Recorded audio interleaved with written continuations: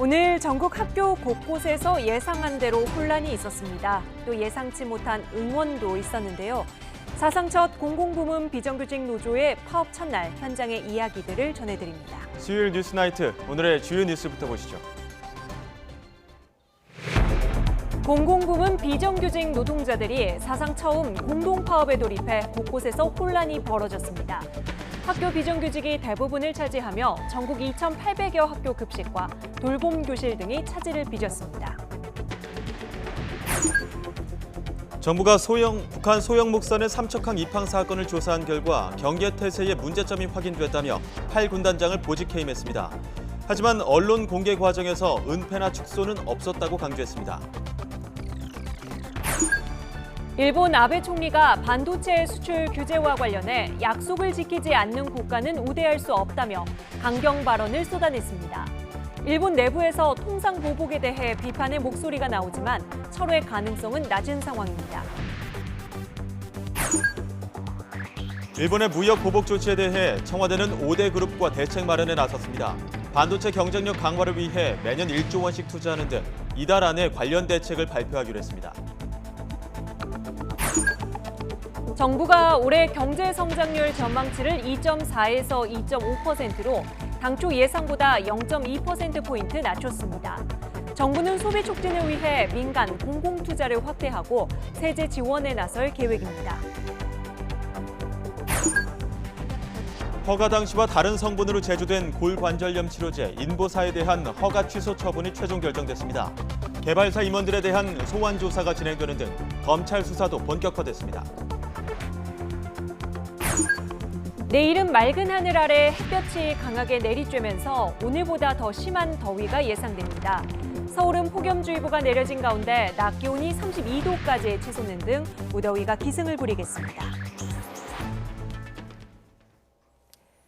공공부문 비정규직 노동자들이 사상 처음 공동파업에 들어갔습니다. 특히 학교 비정규직 노동자 2만 2천여 명이 파업에 참여하면서 전국 곳곳 학교에서 급식과 돌봄 교실 운영에 차질이 빚어졌습니다. 김종균 기자의 보도입니다.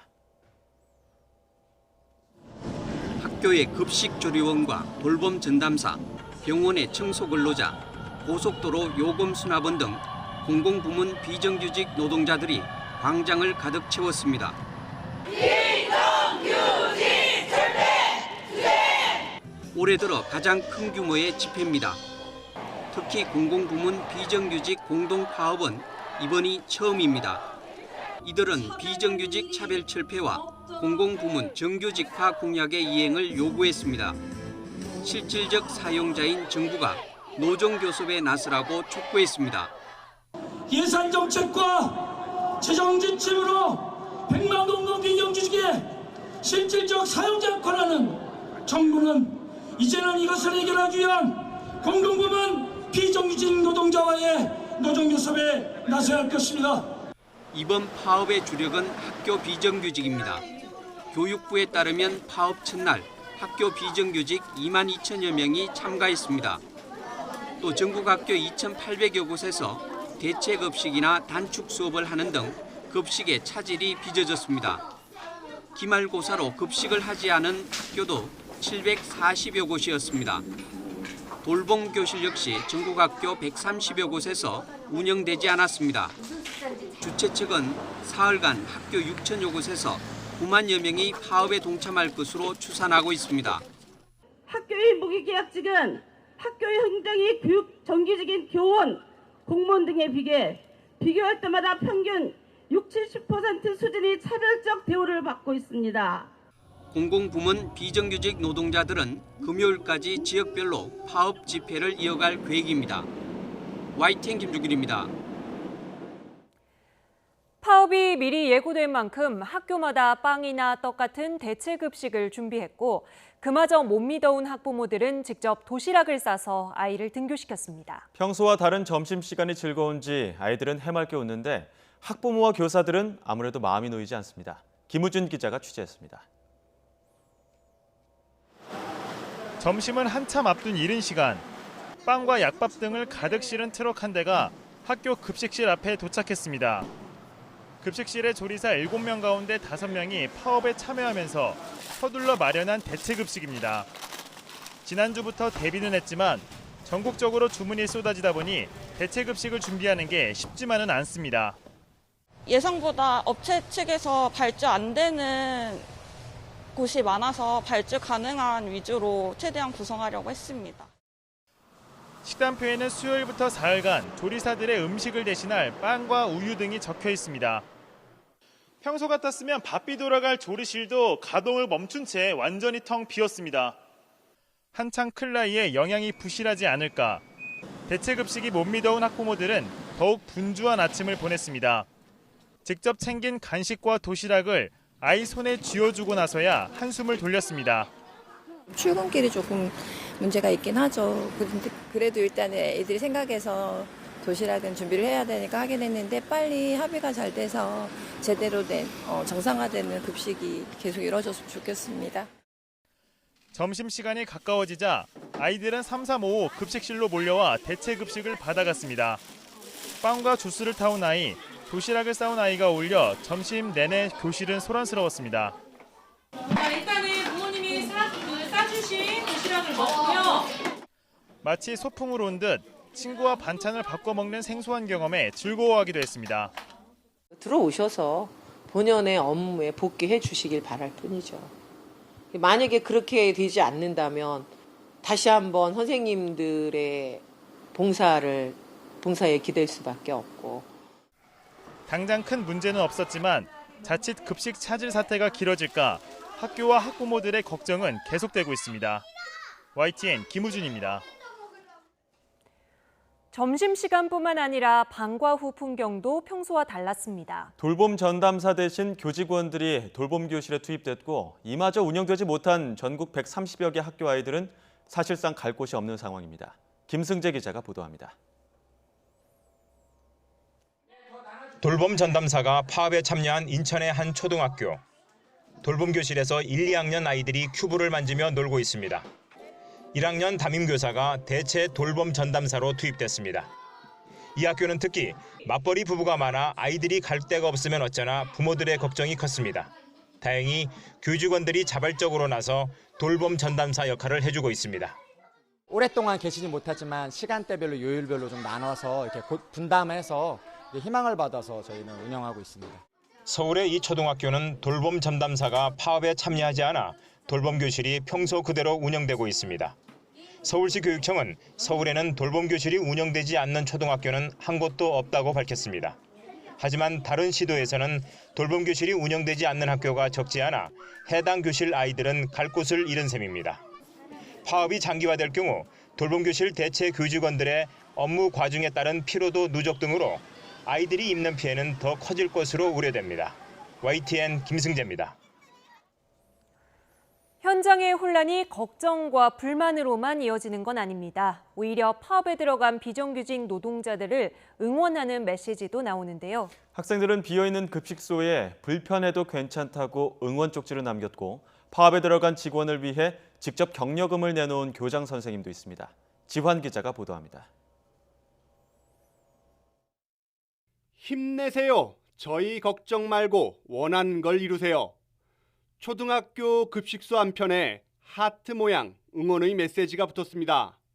집회에서 얼굴 타지 않게 선크림과 양산을 준비하라는 아이들의 조언도 있었습니다. 조리사 선생님이 안 계셔서 빵으로 점심을 먹어야 했지만 아이들은 괜찮다고 말합니다.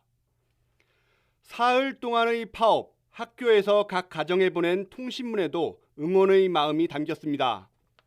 대체 급식을 알리면서 학부모들의 지지와 배려를 부탁했습니다. 교내 현관에 붙인 안내문, 잠시 불편할 수 있지만 누군가의 권리이기에 지지해달라는 내용의 아이들은 고맙다고 답했습니다.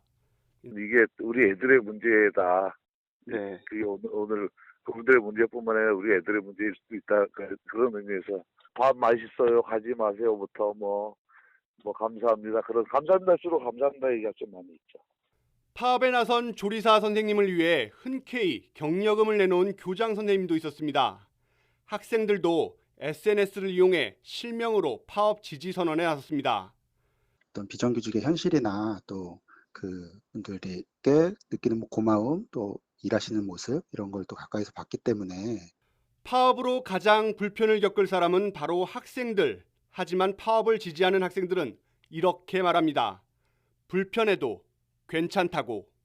YTN 지환입니다. 북한 목선의 삼척항 이팡 사건에 대한 정부 합동 조사 결과가 발표됐습니다. 군 당국은 경계 실패는 인정하면서도 그동안 제기됐던 은폐나 축소 의혹은 없었다고 결론 내렸습니다. 강정규 기자입니다. 북한 목선은 지난달 9일 밤 함경북도 경성군 집산포구를 출항했습니다. GPS 장치에 찍힌 좌표 4곳과 선원들의 진술을 토대로 이동 경로를 그려보니 약 일주일 동안 무려 700km를 항해한 것으로 나타났습니다. 북한 선원들은 지나가는 상선에 어획물을 팔아 연료와 식량 등을 중간 보급받았습니다. 2회에 걸쳐 의장에서 잡은 오징어 약 110kg을 인근의 상선에 넘기고 유류 60kg과 식료품, 화폐를 받은 것으로 진술하였습니다. 배에서는 가스 버너 같은 취사 도구와 50kg가량의 남은 식량이 나왔고 출항할 때 싣고 있던 조업용 그물 15대는 중간에 바다에 버린 것으로 조사됐습니다. 삼척항 방파제에 배를 묶어둔 뒤에는 3명씩 제방에 올라가 단속되길 기다렸습니다. 30분 넘도록 아무도 알아채지 못하자 지나가는 주민에게 휴대전화를 빌리기도 했습니다. 주변에 낚시꾼이 5 내지 6명이 있었으나 단속이 되질 않자 기순한 선장이 또 다른 기순자 1명에게 전화를 빌려 이모에게 전화해보라고 재촉하였습니다. 정경두 국방부 장관은 경계 실패를 인정하고 국민 앞에 2번째로 머리를 숙였습니다. 엄중한 시기에 음주 회식으로 무리를 빚은 육군 8군 단장은 보직 해임. 삼척 지역을 지키는 육군 23사단장과 해군 1함대 사령관은 징계위원회에 넘기기로 했습니다. 그러나 합참 의장을 비롯한 군 수뇌부는 단순 경고에 그쳤습니다. 경계작전 실패는 어떠한 경우에도 용납될 수 없는 중대한 과오입니다. 논란을 키운 군 당국의 거짓 해명 의혹에 대해서는 축소나 은폐 의도는 없었다고 결론 내렸습니다. YTN 강정규입니다. 북한의 소형 어선이 내려올 당시 우리 군은 NLL의 해상 감시 전력을 대폭 늘리고 삼척항에서는 지능형 영상 감시 시스템까지 운용하고 있었습니다. 북한 어선은 레이더 영상에도 수차례 잡혔는데 이 신호는 물론 눈으로 볼 수 있는 지역에서도 그 흔적을 놓쳤던 것으로 드러났습니다. 보도에 김세호 기자입니다. 해군 1함대는 동해 NLL 근처에 오징어와 꽁치가 몰리면서 북한 어선들도 늘어나자 6월 1일부터 경비구역을 대폭 확장하며 경비 함정을 증강 배치하고 P3C 초계기 작전 운용 횟수까지 늘렸습니다. 해경도 연안 경비정이 레이더 감시를 이어갔지만 삼척항으로 향하는 어선을 찾지 못했습니다.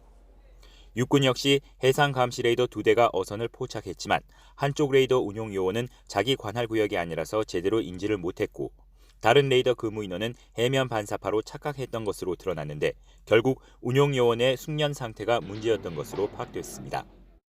나 레이더에서 식별하지 못한 원인을 분석한 결과 레이더 운용 요원에 대한 전문화 교육 및 상황 조치 훈련 등이 부족했던 것으로 확인하였습니다. 특히 장교나 부사관이 아닌 사실상 사병이 레이더를 읽고 판단해야 하는 점도 문제로 지적됩니다. 삼척항 부근에는 야간 감시 능력이 뛰어난 열상 감시 장비 TOD가 배치되어 있었습니다. 하지만 해안과 바다가 만나는 선, 쉽게 말해 먼 바다만 감시하도록 운영하면서 삼척항까지 오는 북한 어선을 놓쳤습니다. 또 인근 초소에서는 삼척항 방파제를 눈으로 확인할 수 있지만 다른 민간인 통제 임무로 놓쳤다는 것이 군의 설명입니다.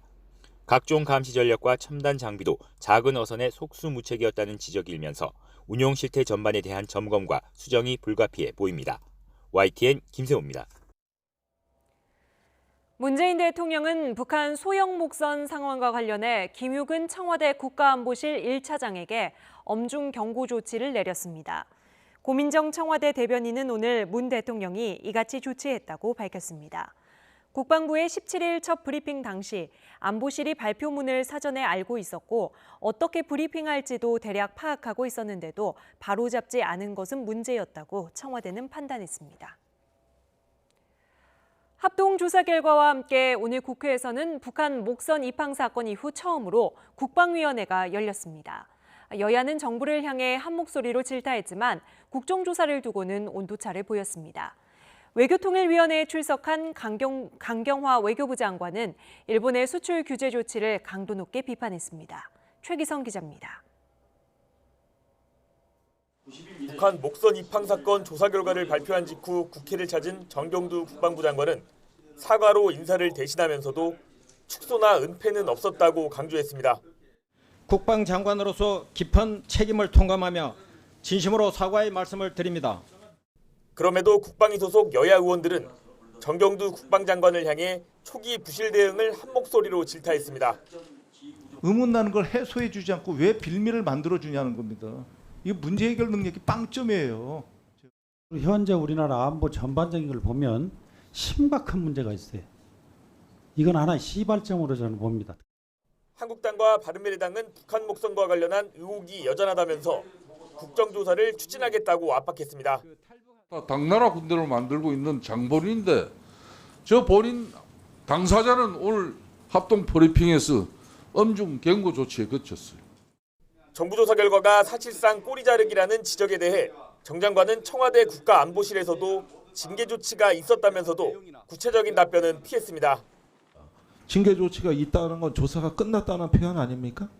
예, 그래서 그 조치가 있다는 것을 말씀을 드리고 세부 내용은 추후에 확인할 수 있도록 그렇게. 비슷한 시각 열린 국회 외교통일위원회에선 한국 대법원의 강제징용 배상 판결 이후 일본의 수출 규제 조치를 둘러싼 질의가 이어졌습니다.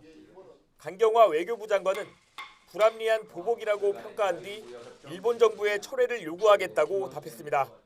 분명히 불합리한 또 상식에 반하는 그런 보복 조치라고 생각을 합니다. 미국이 북한 핵 동결 수순으로 협상을 해나간다면 반대할 것이냐는 질문에는 강 장관은 한미 입장은 완전한 비핵화라고 거듭 강조했습니다. YTN 최기성입니다. 북한과 미국 정상이 판문점 회동에서 비핵화 협상 재개에 합의한 가운데 양국이 다음 달 초 방콕에서 고위급 회담을 개최할 가능성이 제기되고 있습니다. 마이크 폼페이오 미 국무장관과 리용호 북한 외무상은 다음 달 2일 태국 방콕에서 열리는 아세안 지역 안보 포럼 ARF 외교장관 회의에 동반 참석할 것으로 예상됩니다. ARF를 계기로 두 사람이 만날 경우 고위급 회담의 성격을 띨 것으로 관측됩니다. 스티븐 비건 미국 국무부 대북 특별대표가 북한과의 핵 협상에서 대량 살상 무기 WMD 프로그램의 완전한 동결을 원한다며 유연한 입장을 내놨습니다. 미 인터넷 매체 악시오스는 소식통을 인용해 비건 특별대표가 한국에서 워싱턴 DC로 돌아오는 전용기에서 기자들과 만나 비보도를 전제로 이같이 말했다고 전했습니다. 비건 대표는 그러나 트럼프 행정부가 완전한 비핵화를 목표를 포기한 것은 아니라며 동결과 최종 상태의 비핵화 틀 안에서 핵무기 포기를 향한 로드맵을 논의하길 바란다고 부연했습니다. 우리나라에 대한 일본 무역 보복 조치에 대해 일본 내부에서도 부정적인 평가가 이어지고 있습니다.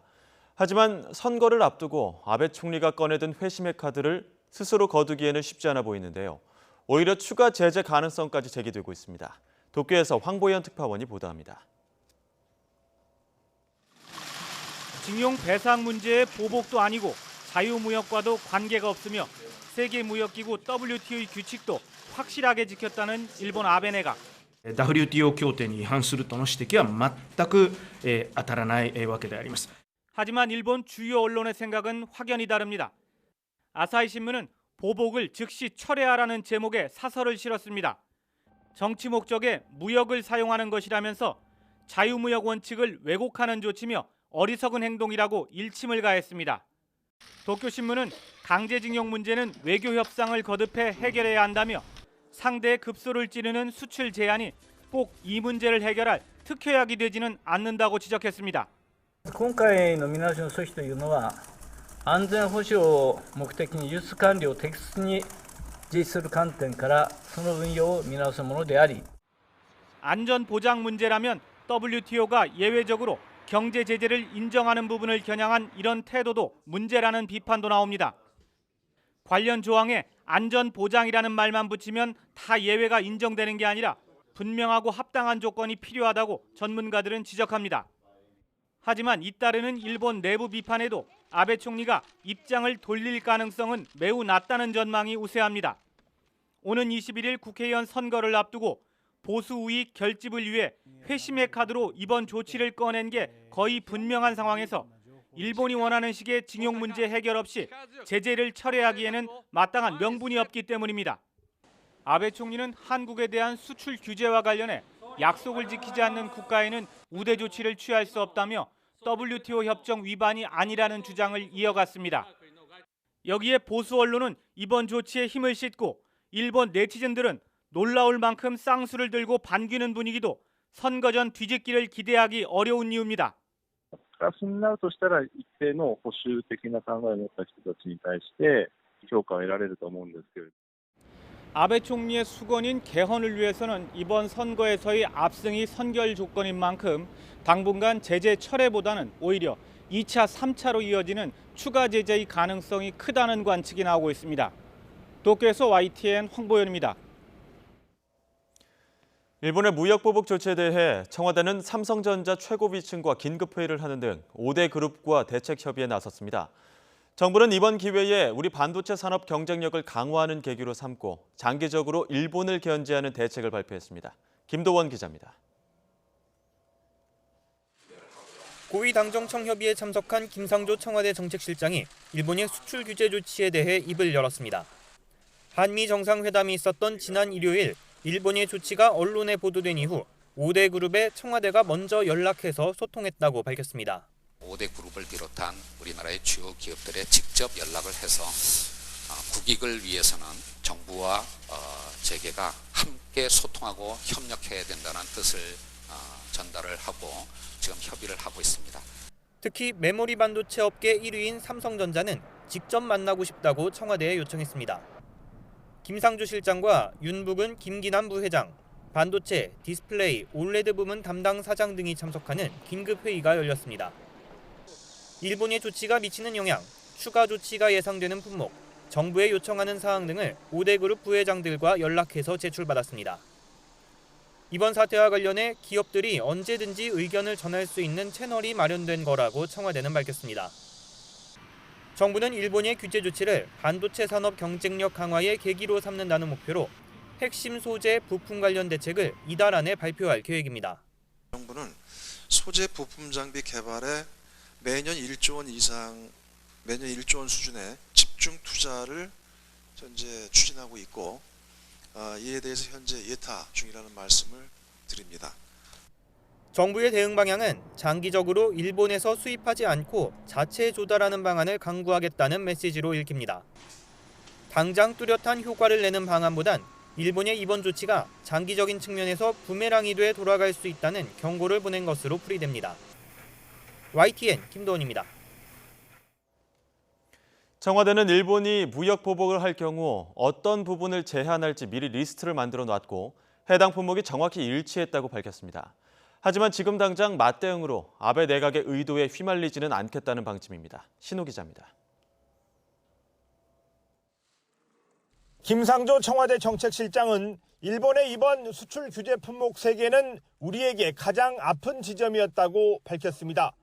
지난해 대법원 강제징용 판결 이후 일본이 취할 수 있는 보복 조치와 관련해서 롱리스트를 만들어놨는데 여기서 1, 2, 3번에 해당하는 품목과 정확히 일치했다는 겁니다.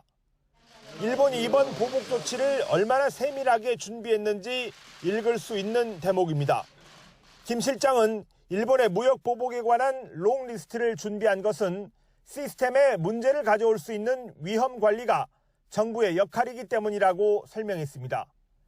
일본이 딱 집어낸 3가지 수출 규제 품목 가운데 불화수소는 기업에 이미 신호를 줘서 나름대로 준비했다고 설명했습니다.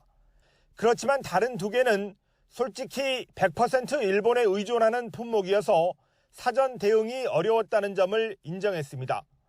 이 가운데 공장은 한국에 있는 품목도 일본이 이번 규제에서 시설까지 포함했기 때문에 얼마든지 우리 기업의 구매를 제한할 수 있습니다. 하지만 청와대는 현 시점에서 일본 정부와 정면으로 맞서는 모습은 적절하지 않다고 판단하고 있습니다. 한일 갈등을 고조시켜서 이달 선거에서 지지층 결집에 활용하겠다는 아베 내각의 의도에 말려들지 않겠다는 겁니다. 정부는 오는 21일 일본의 참의원 선거를 수출 규제 조치의 중요한 전환점으로 보고 있습니다. 이번 사안에 대해 청와대가 전면에 나서지 않고 산업부가 대응하는 것도 전략적인 측면을 고려한 판단이라는 입장입니다. YTN 신호입니다. 최근 미중 무역 분쟁과 일본의 반도체 소재 수출 규제 등과 관련해 박용만 대한상공회의소 회장이 정부와 정치권을 겨냥해 쓴소리를 했습니다. 박 회장은 자신의 페이스북 계정에 올린 글에서 일본은 치밀하게 정부 부처 간 공동 작업까지 해가면서 보복을 해오는데 우리는 서로 비난하기 바쁘다고 비판했습니다. 또 우리 산업이 규제의 정글 속에 갇히다 보니 일을 시작하고 버리는 자체가 큰 성취일 정도의 코미디 상황이라며 규제 개혁 법안의 처리 지연 등의 안타까움을 표명했습니다. 더불어민주당 이인영 원내대표가 원내 사령탑을 맡은 이후 처음으로 국회 교섭단체 대표 연설에 나섰습니다. 이 원내대표는 일하는 국회를 위해 상설국회와 국회의원 국민소환제 도입을 제안했습니다. 최민기 기자가 보도합니다. 더불어민주당 이인영 원내대표는 민생법안과 추가경정 예산안을 처리하지 못해 국민께 죄송하단 말로 취임 후 첫 교섭단체 대표 연설을 시작했습니다. 계속된 국회 파행은 자유한국당의 책임이 크다고 날을 세우면서도 여야가 상생의 해법을 찾아 공존의 정치를 만들어가자고 강조했습니다. 극자의 경직과 국고의 관계에서 우리 모두 벗어날 때 우리 사회는 새로운 공존의 질서를 세울 수 있습니다. 추경안 처리를 거듭 촉구한 이인영 원내대표는 일하는 국회를 위해 매월 1일엔 자동으로 국회를 열도록 하고 국회의원 국민 소환제도 도입하자고 제안했습니다. 나경원, 오신환 원내대표님께도 우리들의 임기 동안 국회가 늦어지는 일이 없도록 신사협정을 체결할 것을 제안드립니다. 비례대표제 개선은 중대한 정치개혁의 길이라면서 흔들림 없이 선거제 개혁을 추진할 것이라고도 약속했습니다. 최근 정치개혁특별위원회 위원장을 누가 맡을지를 두고 정의당을 중심으로 한 야 3당의 반발에 확고한 의지를 보인 것으로 분석됩니다.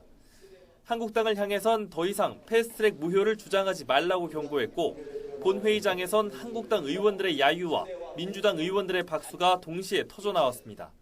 자유한국당은 패스트트랙이 무효라는 주장을 중단하고 선거제도 개혁에 함께 동참하시길 정중하게 요청합니다. 이인영 원내대표는 최저임금 인상과 관련해선 중소기업과 영세 자영업자의 부담이 되지 않도록 해야 한다면서 속도 조절론을 내세웠습니다. 또 최근 남북미 판문점 정상회담과 관련해선 한국당이 더 이상 망설이지 말고 한반도 평화를 수용하는 결단을 내려달라고 압박했습니다. YTN 최민기입니다. 경찰의 패스트트랙 수사와 관련한 자유한국당 이채익 의원의 외압 논란이 일자 이 의원이 직접 민감용 경찰청장에게 외압인지 따져 물었다고 밝혔습니다. 정당한 의정활동이라고 항변하는 것이었지만 한국당을 뺀 여야는 그게 바로 외압이라며 황당하다는 반응입니다. 우철희 기자입니다. 바른미래당 최이배 의원 감금 관련 수사 과정에서 외압 논란을 부른 자유한국당 이채익 의원은 정당한 사실관계 확인이었다고 거듭 주장했습니다. 오히려 더불어민주당의 폭력행위와 바른미래당의 불법 사보임은 수사조차 하지 않고 있다고 역공에 들어갔습니다. 외압 운운하며 정치적으로 해석하는 것은 제1야당의 정당한 상임위 활동을 위축시킬 우려가. 외압 논란과 관련해서도 민감용 경찰청장에게 전화로 직접 물어봤더니 전혀 아니라는 확인까지 받았다고 전했습니다. 경찰이 1년에 이 일에 대해서 외압을 느끼느냐? 아이고 전혀 안 느꼈습니다. 그걸 첫째 확인을 제가 받았고.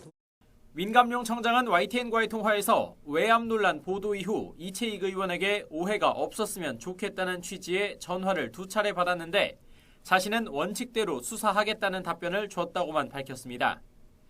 한국당을 뺀 여야는 일제히 비판에 나섰습니다. 여당인 민주당은 이채익 의원을 직접 겨냥해 경찰청을 피감기관으로 둔 국회 행정안전위원회 간사 자격으로 공권력을 겁박했다고 비난했습니다.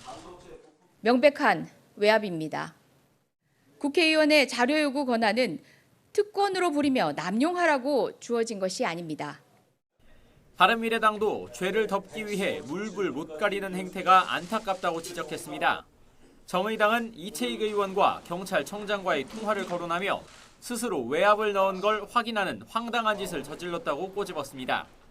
지금 경찰이 하는 행동 하나하나가 다 외압이라고 생각하면 됩니다. 정말 모르겠다면 나는 외압을 가는 중이다라고 그냥 외우면 될 겁니다. 패스트트랙 당시 벌어진 몸싸움 등에 대한 본격적인 조사와 소환이 줄줄이 예고된 상황에서 수사 외압 논란까지 불거지자 정치권도 그 여파에 촉각을 곤두세우는 모습입니다. YTN 우철입니다. 꽃은 떨어져야 열매 맺는다. 지기 전에 거두려면 진흙밭으로 가라. 가서 발목 적시고 연꽃이 되라. 자, 잠언의 한 구절 같기도 하고 지혜로운 예언가의 조언 같기도 하죠. 특정 인물을 대상으로 한 인물시입니다. 제목은 조국, 청와대 민정수석의 이름이죠.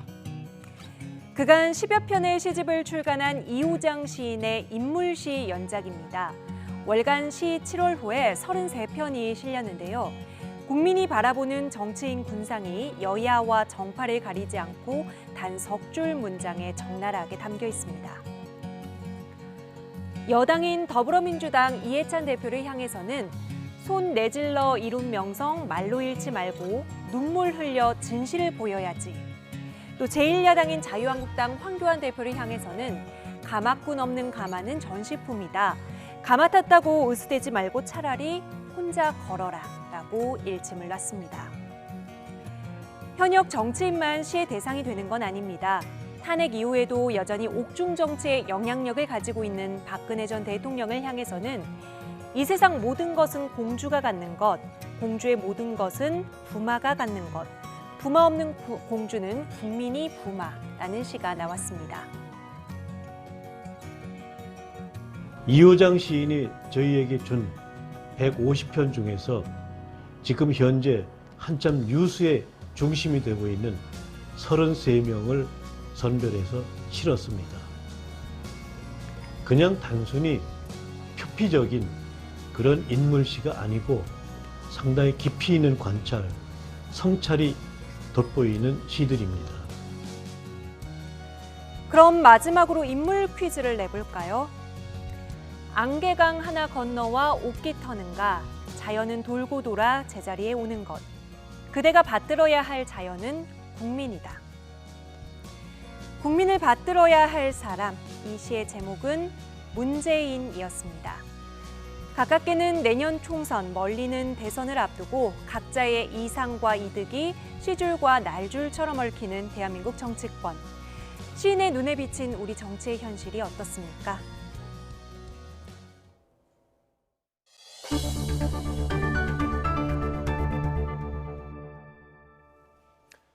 보석으로 풀려난 이명박 전 대통령이 폐렴으로 입원 치료를 받고 퇴원한 뒤 처음 재판에 출석했습니다.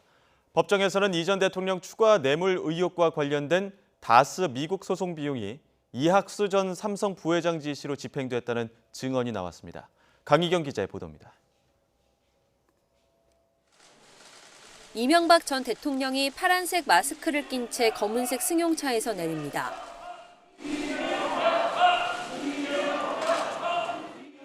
지지자들 응원에 주변만 둘러볼 뿐 느린 걸음으로 부축 없이 법정으로 향했습니다. 이 전 대통령은 지난달 27일 고열 증세로 서울대병원을 찾았다가 폐렴 진단을 받았습니다. 재판부 허가를 받아 엿새 동안 입원해 치료받은 뒤 법정 출석 전날 퇴원했습니다. 법정에는 삼성전자 미국 법인 관계자들이 검찰 측 증인으로 불려나왔습니다. 이른바 삼성의 다스 소송비 대납과 관련한 이 전 대통령의 추가 뇌물 혐의 때문입니다. 이 전 대통령이 실제로 소유한 다스의 미국 소송 비용 51억 원을 삼성이 추가로 지원했다는 의혹입니다. 앞서 재판부는 삼성 뇌물 혐의 액수를 67억 원에서 119억 원으로 늘려달라는 검찰의 공소장 변경 요청을 받아들였습니다. 미국 법인에 근무했던 임원은 로펌 에이킹건프로부터 다스라고 적힌 거래대금 명세서를 받아 처리했다고 증언했습니다. 최모 전 경영지원총괄 사장으로부터 이학수 전 전략기획실장 지시사항이라고 들어 별 생각 없이 이행했다고 부연했습니다. 반면 이 전 대통령 측은 증인들이 명세서에 다스 대 김경준과 같은 소송 관련 문구가 있었는지 기억하지 못한다며 이 전 대통령과 연관성을 부인하는 데 주력했습니다. 이런 가운데 내일은 8차례 증인으로 불출석한 MB 집사 김백준 전 청와대 총무기획관이 자신의 항소심 재판 선고 직후 이 전 대통령 재판에 다시 한번 증인으로 소환됩니다. 하지만 김 전 기획관이 본인 재판에 불출석 사유서를 낸 만큼 이 전 대통령과의 법정 대면은 또 무산될 가능성이 커 보입니다. YTN 강희경입니다. 사법행정권 남용 의혹으로 구속돼 재판을 받고 있는 양승태 전 대법원장이 다음 달 구속기한 만료로 풀려날 것으로 보입니다. 서울중앙지방검찰청 관계자는 다음 달 10일 만료되는 양 전 대법원장의 구속기한을 연장하기 위해 추가 기소하는 방안은 검토하고 있지 않다고 밝혔습니다. 또 구속기한 이후까지 증인신문 일정이 잡혀 있지만 재판 진행은 전적으로 재판부 책임이라며 다른 재판처럼 정상적인 진행이 이뤄지기를 바란다고 덧붙였습니다. 정의당 원내대표인 윤소화 의원실에 민주당 이중대라고 비판한 메모와 함께 흉기와 죽은 새가 든 협박성 소포가 배달돼 경찰이 수사에 나섰습니다. 서울 영등포경찰서는 오늘 저녁 6시쯤 국회의원회관 윤소화 의원실에 협박성 소포가 배달됐다는 신고가 접수됐다고 밝혔습니다. 소포에는 흉기, 죽은 새와 함께 윤소화 원내대표를 향해 민주당 이중대 앞잡이이자 문재인 좌파 독재의 특등 홍위병이라면서 조심하라는 내용의 자필 메모가 들어있는 것으로 조사됐습니다. 정부가 올해 우리 경제 성장률 목표치를 낮췄습니다. 미중 무역 갈등 장기화 가능성에 일본의 수출 규제까지 겹치면서 수출과 투자가 크게 우려되기 때문인데요. 정부는 하반기에 민간과 공공투자를 총동원해 우리 경제의 돌파구를 찾겠다는 강한 의지를 밝혔습니다. 특히 세차 값을 깎아주는 등 소비와 관광 활성화에 힘쓸 계획입니다. 오인석, 김평정 기자가 이어서 보도합니다. 미중 무역 분쟁 장기화 등의 영향으로 우리 경제의 버팀목인 수출과 반도체는 올해 상반기 내내 뒷걸음질 쳤습니다. 최근 G20 정상회의에서 미중 협상도 불안한 휴전에 그쳤고 설상가상으로 일본의 수출 규제까지 불거졌습니다. 정부는 하반기에도 우리 경제의 어려움이 지속될 것으로 판단하면서 올해 성장률 목표치를 0.2%포인트 낮췄습니다. 고용은 일자리 정책 효과 등의 영향으로 20만 명 증가할 것으로 예상했고 물가는 0.9%, 경상수지는 수출 부진을 반영해 605억 달러 흑자를 전망했습니다.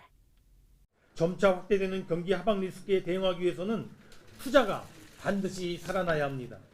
민간과 공공 부분의 투자 여력을 총동원하여 투자 분위기를 확산시켜 나가겠습니다. 정부는 우선 민간 공공 부문에서 10조 원 플러스 알파 투자를 목표로 제시했습니다. 4조 6천억 원이 투자되는 경기도 화성 복합 테마파크 개발이 올해 12월 시작되고 대산 산업단지 내 2조 7천억 원이 투입되는 사업도 본격화됩니다. 또 양재동 양곡 도매시장 부지에 R&D 캠퍼스를 조성하는 투자 등 8조 원 규모의 민간 투자가 하반기에 이루어질 전망입니다. 공공주택 등을 중심으로 한 공공기관 투자는 1조 원 이상 앞당겨 추진되고 민간 투자 사업 6천억도 연내 추가 착공됩니다. 정부는 한시적인 세제 혜택을 통해 투자를 촉진한다는 계획도 내놨습니다.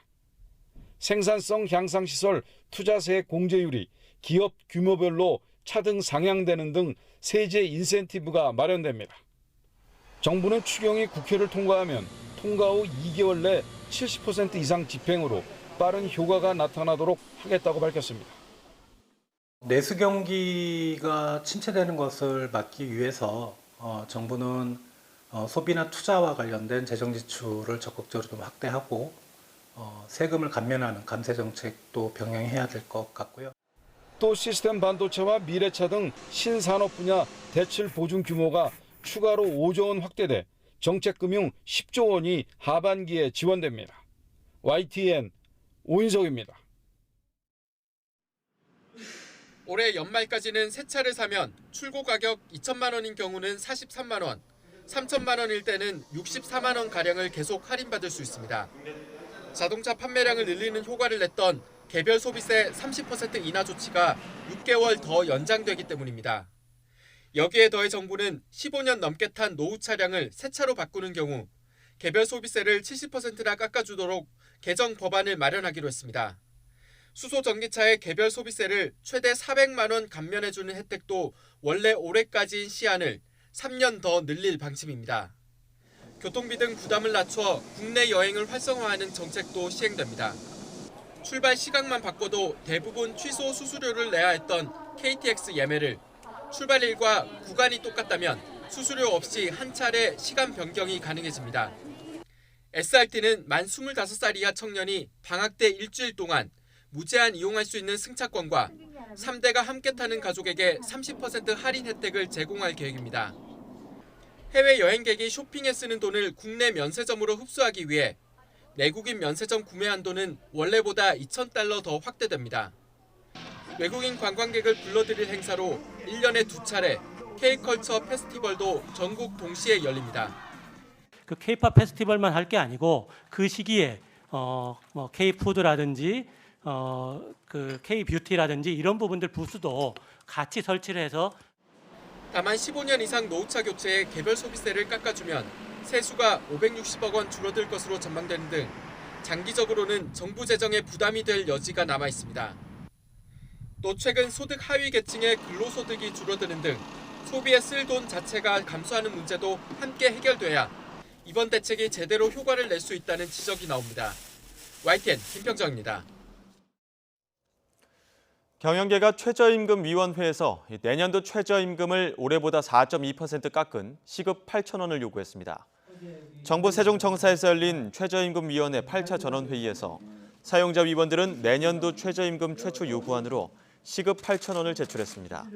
사용자 위원들은 지난 2년 동안 최저임금의 급격한 인상, 경기 부진, 소상공인과 중소기업의 부담 등을 거론하며 최저임금 삭감을 요구한 것으로 알려졌습니다. 자유한국당 황교안 대표는 문재인 케어로 불리는 건강보험 보장성 강화 대책이 문재인 푸어 정책이라며 한국은 복지 푸어 국가로 가고 있다고 지적했습니다. 황 대표는 최고위원 중진 의원 연석회의에서 건강보험 보장률의 핵심 문제인 재원 조달 방안은 누구도 말하지 않는다면서 국민 부담을 늘리지 않고는 불가능한 것이 문재인 케어라고 비판했습니다. 맛있게 먹고 시원하게 비우고 비결이요? 역시 메이킨이죠. 변비, 복부팽만, 식욕부진 한 번에 싹 메이킨. 메이킨으로 유쾌 상쾌 통쾌 변변 메이킨. 1588 39,000원부터 배칠수의 39,000 꽃배달 3단 하한 39,000 배칠수의 39,000 1588 39,000 1588 39,000 배칠수의 꽃배달. 내가 어디에 있든 무엇을 하든 내가 있는 곳을 360도로 실감나게 보여주는 KT5G 리얼 360. 360도 넥밴드 카메라로 즐기는 리얼 360 KT5G. 주성분이 바뀐 골관절염 유전자 치료제 인보사에 대한 허가 취소 처분이 최종 확정됐습니다. 코오롱 생명과학은 행정소송을 예고하고 미국 임상시험을 재개하겠다는 입장인데 쉽지 않아 보입니다. 김정회 기자입니다. 골관절염 유전자 치료제 인보사가 시장에서 퇴출됩니다. 식약처로부터 품목 허가를 받은 지 2년 만입니다. 식약처는 홈페이지를 통해 인보사에 대한 품목 허가 취소 처분이 최종 확정됐다고 밝혔습니다. 주 성분 중 2액이 연골 유래세포가 아닌데도 연골 유래세포로 품목 허가 신청을 해 허가받은 점 등을 취소 사유로 들었습니다. 허가 취소는 9일자입니다. 인보사는 무릎 골관절염 치료용 유전자 치료제입니다. 연골세포가 담긴 1액과 연골세포 성장인자를 도입한 형질 전환세포가 담긴 2액으로 구성됐는데 2017년 국내 첫 유전자 치료제로 식약처 허가를 받았습니다. 그러나 2액의 형질 전환세포가 연골세포가 아니라 종양을 유발할 가능성이 있는 신장세포로 확인돼 식약처는 지난 5월 인보사의 품목 허가 취소 계획을 발표했습니다. 5월 28일자로 인보사 K주에 대한 품목 허가를 취소하고 코오롱 생명과학을 고발하기로 했습니다. 이후 최종 행정 절차로 코오롱 생명과학의 의견을 듣는 청문 절차를 진행해 품목 허가 취소를 최종 확정했습니다. 그러나 이제 법적 다툼이 시작될 전망입니다. 코오롱 생명과학은 식약처를 상대로 한 행정소송을 예고했습니다. 코오롱 측은 미국에서 임상시험도 재개한다는 계획입니다. 인보사를 맞은 환자들은 코오롱 측을 상대로 공동으로 손해배상 청구 소송을 진행하고 있습니다. 식약처가 밝힌 인보사 투여 건수는 지금까지 3,700여 건, 환자는 3,000명 선입니다. YTN 김정희입니다. 인보사 관련 의혹을 수사하는 검찰도 코오롱 티슈진 임원들에 대한 본격적인 소환 조사에 나섰습니다. 검찰은 인보사 허가와 판매, 상장을 둘러싼 의혹을 밝히기 위해 코오롱 측이 인보사 성분 변경을 언제 알았는지를 집중적으로 들여다보고 있습니다. 권남기 기자입니다. 인보사 사태를 수사하는 검찰이 코오롱 측 임원들을 최근 소환 조사했습니다. 코오롱 생명과학 자회사인 코오롱 티슈진의 권모 전무와 최모 한국 지점장입니다. 최 지점장은 코오롱 계열사의 대표이사를 두루 거친 뒤 지난해 티슈진에 부임했습니다. 권 전무는 코오롱 경영관리실 출신으로 특히 지난 2017년 티슈진 상장 과정에 관여한 것으로 전해집니다. 본격 소환이 시작된 만큼 검찰이 인보사 관련 자료 조사를 어느 정도 마쳤다는 관측이 나옵니다. 앞서 검찰은 인보사 성분 변경 의혹과 관련해 코오롱 생명과학 본사와 티슈진 한국 지점 등을 압수수색했습니다. 검찰은 코오롱 측이 성분 변경 사실을 언제 알았는지 확인하는 데 수사력을 집중하고 있습니다. 성분 변경을 알게 된 시점, 즉 고의성 여부에 따라 제품 판매와 회사 상장 모두 문제가 될 수 있기 때문입니다. 허가받지 않은 성분이 있는 걸 알고도 인보사를 팔았다면 약사법 위반 혐의에 더해 허위 정보로 상장하고 이익을 챙긴 혐의도 적용될 수 있습니다. 코오롱 측은 성분 변경이 착오였다는 입장인 가운데 검찰이 관련 단서를 확보할 경우 이미 출국 금지 상태인 이웅렬 전 코오롱그룹 회장의 소환도 불가피할 전망입니다. 인보사의 아버지라 불렸던 이 전 회장은 인보사 개발과 티슈진 상장에 관여한 것으로 알려졌습니다. 다만 인보사 초기 개발에 참여한 티슈진 전현직 대표들은 모두 미국 시민권자인데다 해외에 머물고 있어 조사 자체가 어려울 수 있다는 점이 변수로 꼽힙니다. YTN 권남기입니다. 최근 고속도로 이용하신 분들은 보셨을 겁니다. 고속도로 수납원들도 지금 파업에 참여하고 있는데요. 수납원들은 도로공사의 자회사 설립에 반대하며 톨게이트 고공농성을 나흘 전부터 이어가고 있습니다. 학교 현장만큼 큰 혼잡은 없었지만 해결책이 없어서 사태는 길어질 것으로 보입니다. 차상은 기자입니다. 고속도로 톨게이트 위에 위태롭게 올라선 사람들. 30도에 육박하는 무더운 날씨지만 알림판을 흔들며 목소리를 높입니다. 도로공사가 요금 수납원을 고용하는 별도의 자회사를 만들자 이에 반대하며 농성에 들어간 겁니다. 지금 다들 힘들고 지쳐있는 상황이고요. 직접 고용이 되는 그 날, 그리고 또 한국도로공사 그 EX 마크를 가슴에 다는 그 순간까지 끝까지 힘을 내서 농성을 시작한 지 나흘째. 직접 고용을 요구하는 소송에 1심과 2심에서 모두 이기고 대법원 판단만 남아 있었는데 자회사 소속으로 바뀌게 되자 행동에 나섰습니다. 도로공사가 그 판결이 곧 날 것 같으니까 정부 시책에서 나온 정규직 전환 가이드라인을 갖다 대면서 자회사로 전환하려고. 도로공사의 자회사 설립에 반대하는 수납원은 전체 6,500여 명 가운데 5분의 1 정도입니다. 나머지는 이미 정부 방침에 따라 자회사 정규직으로 전환됐습니다. 대부분의 차량들은 하이패스를 이용을 하고 있고 요금 소요도 직원들이 정상 근무를 하고 있어서 우려했던 정체는 벌어지지 않았습니다. 하지만 고용 주체를 두고 양측의 입장이 첨예하게 엇갈리는 상황이어서 사태가 장기화할 가능성이 커지고 있습니다. YTN 차상은입니다. 전 남편을 살해한 혐의로 재판에 넘겨진 고유정이 자신의 범행 일부를 사진으로 남긴 것으로 확인됐습니다. 검찰은 조사 과정에서 고유정의 휴대전화에 범행 관련 사진 석 장이 있었다고 밝혔습니다. 사건이 일어난 지난 5월 25일 오후 8시 10분에 촬영된 사진에는 벽걸이 시계와 전 남편 강 씨의 신발 등이 함께 찍혔습니다. 충남 청양의 한 정수장 수돗물에서 올해 초 기준치를 초과한 우라늄이 검출됐던 사실이 확인됐습니다. 충남 청양군은 지난 1월과 2월 청양군 정산 정수장에 원수를 공급하는 지하수 관정 2곳에서 우라늄 수치가 기준치를 2~3배가량 웃돌아 한 곳은 폐쇄하고 다른 한 곳은 우라늄을 거르는 정수장치를 설치했다고 밝혔습니다. 청양군 관계자는 올해 우라늄이 처음 검사 항목에 추가됐는데 안반에 함유된 자연 상태 우라늄이 지하수에 녹아든 것으로 보인다고 말했습니다. 버스를 탔는데 기사에게 술 냄새가 나고 운전마저 이상하게 한다면 얼마나 불안할까요? 승객이 설마 하는 마음에 신고했는데 알고 보니 전날 술을 마신 기사가 새벽부터 운전대를 잡은 것으로 드러났습니다. 김혜은 기자입니다. 단속 경찰을 따라 시내버스가 서서히 움직입니다. 정류장도 아닌 곳에 일단 멈추게 한 건데 알고 보니 음주 의심 신고에 급히 제지에 나선 겁니다.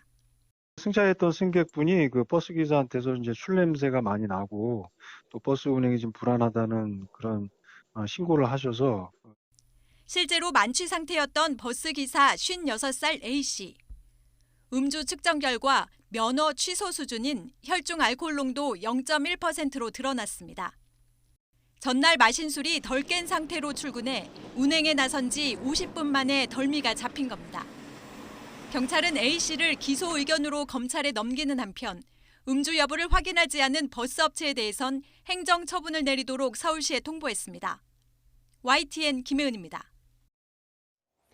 생후 7개월 된 딸을 닷새 동안 집에 혼자 내버려둬 숨지게 한 부부가 살인 등의 혐의로 재판에 넘겨졌습니다. 인천지방검찰청은 피해 아기의 아버지 21살 A씨와 어머니 18살 B씨를 살인 등의 혐의로 기소했습니다. 애초 경찰은 이 부부를 아동학대 치사 혐의로 검찰에 송치했습니다.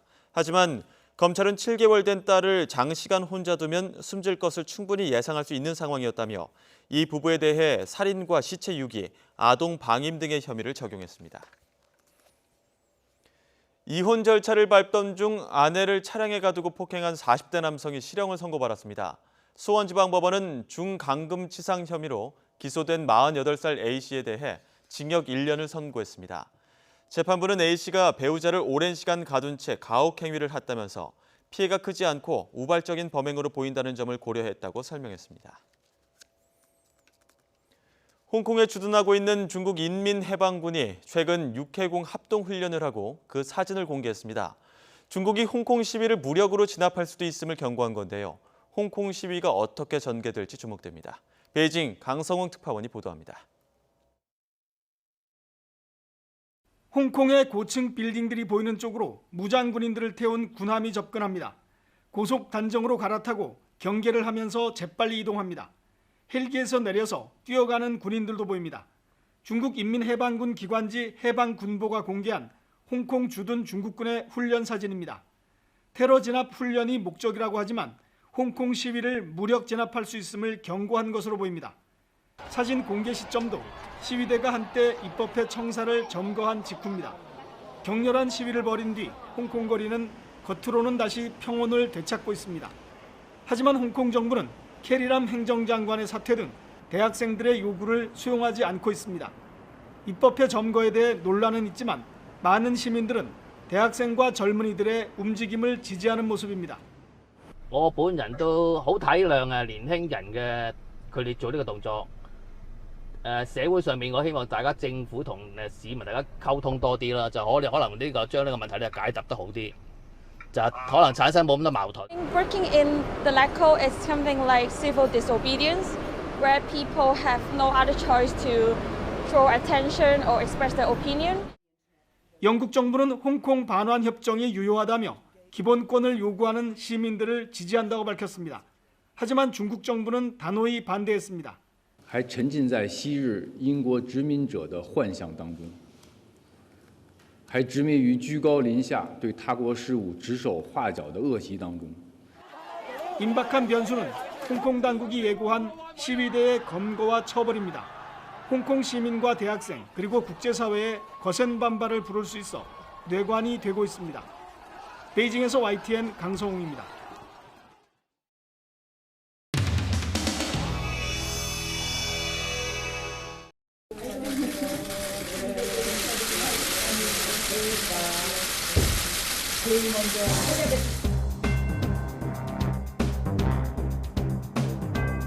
제가 드리고 싶은 말씀은 그 처음에 인사청문회 하실 때 하셨나요? 그 최저임금, 그 동결 또는 종결 수준의 그런 인상이 있어야 된다 말씀하셨을 때 너무 반갑더라고요. 장관님하고 저하고 좀 힘을 합쳐서 우리 정부 내에서 당당한 목소리 내셔서 최저임금 동결 또는 종결 수준을 우리 내년에 이끌어내면 어떨까 이런 생각. 최저임금이라는 것은 늘 그 상황이 고려돼야 되는 것이다. 이렇게 생각을 하고 있습니다. 야당 원내대표 하시기가 쉽지 않으시죠? 우리 지난해 박영선 전 원내대표 시절하고 이렇게 기사들도 많이 같이 쓰고 그러는데 근데 제가 돌이켜 보면 이 야당 원내대표가 참 쉽지 않은 자리인데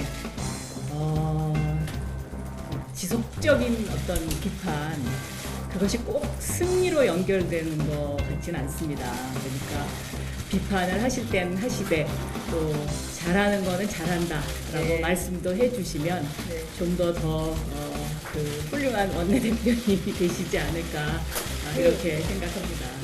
이 부분에 언론 탓을 좀 해야 되겠네요. 이렇게 대통령 칭찬하는 말씀 한마디 하면 잘 그 기사가 안 되더라고요. 근데 더 공감 능력을 높여가도록 노력하겠습니다.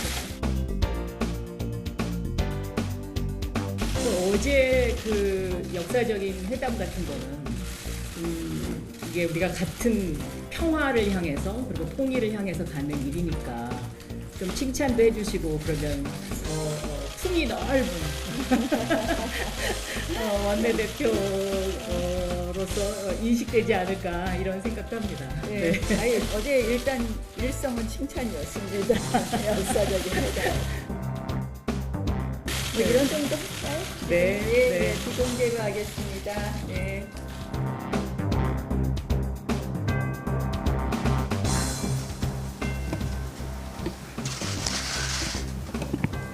어제 사실상 3차 미북 정상회담이 열렸습니다.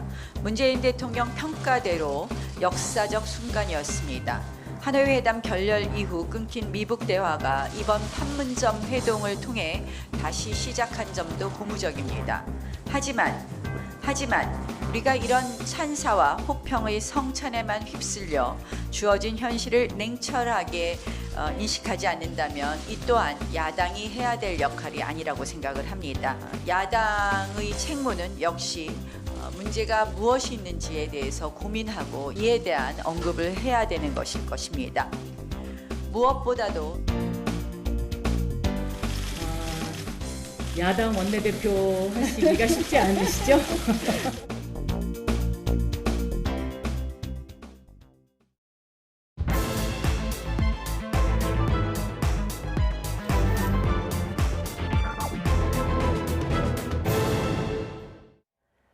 북한 소형 목선의 삼척항 입항 사건의 합동조사 결과가 나왔습니다. 임무를 잘못 수행한 건 맞지만 그 잘못을 덮으려 하진 않았다. 이렇게 정리할 수 있겠는데요. 국방부 장관이 또 한 번 국민 앞에 고개를 숙였지만 논란을 다독이기엔 역부족인 것 같습니다. 나이트포커스 장성철 공감과 논쟁 정책센터 소장, 박창환 장한대 교수 나오셨습니다. 두 분 안녕하세요. 네, 안녕하십니까. 네, 두 분은 오늘 합동조사단 발표 어떻게 보셨는지 주제어 영상 보고 이야기 나눠보죠.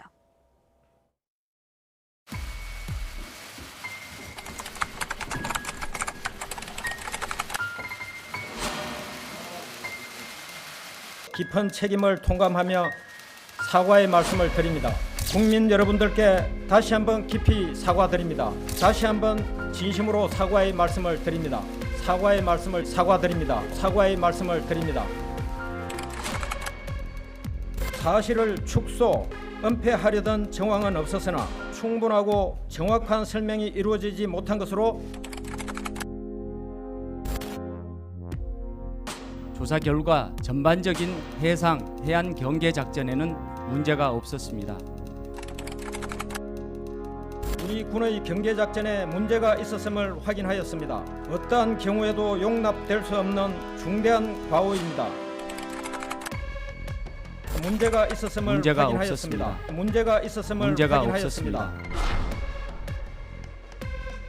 경계작전 실패는 뭐 사실 다 인정을 했고 다 확실하고요. 공고의 실패예요. 당당하게 나와서 잘못을 인정하고 하루면 끝날 문제를 한마디로 합참해서 거의 무시에 가까운 무대응으로, 그렇다고 한다면 이거는 증폭이 될 수밖에 없습니다.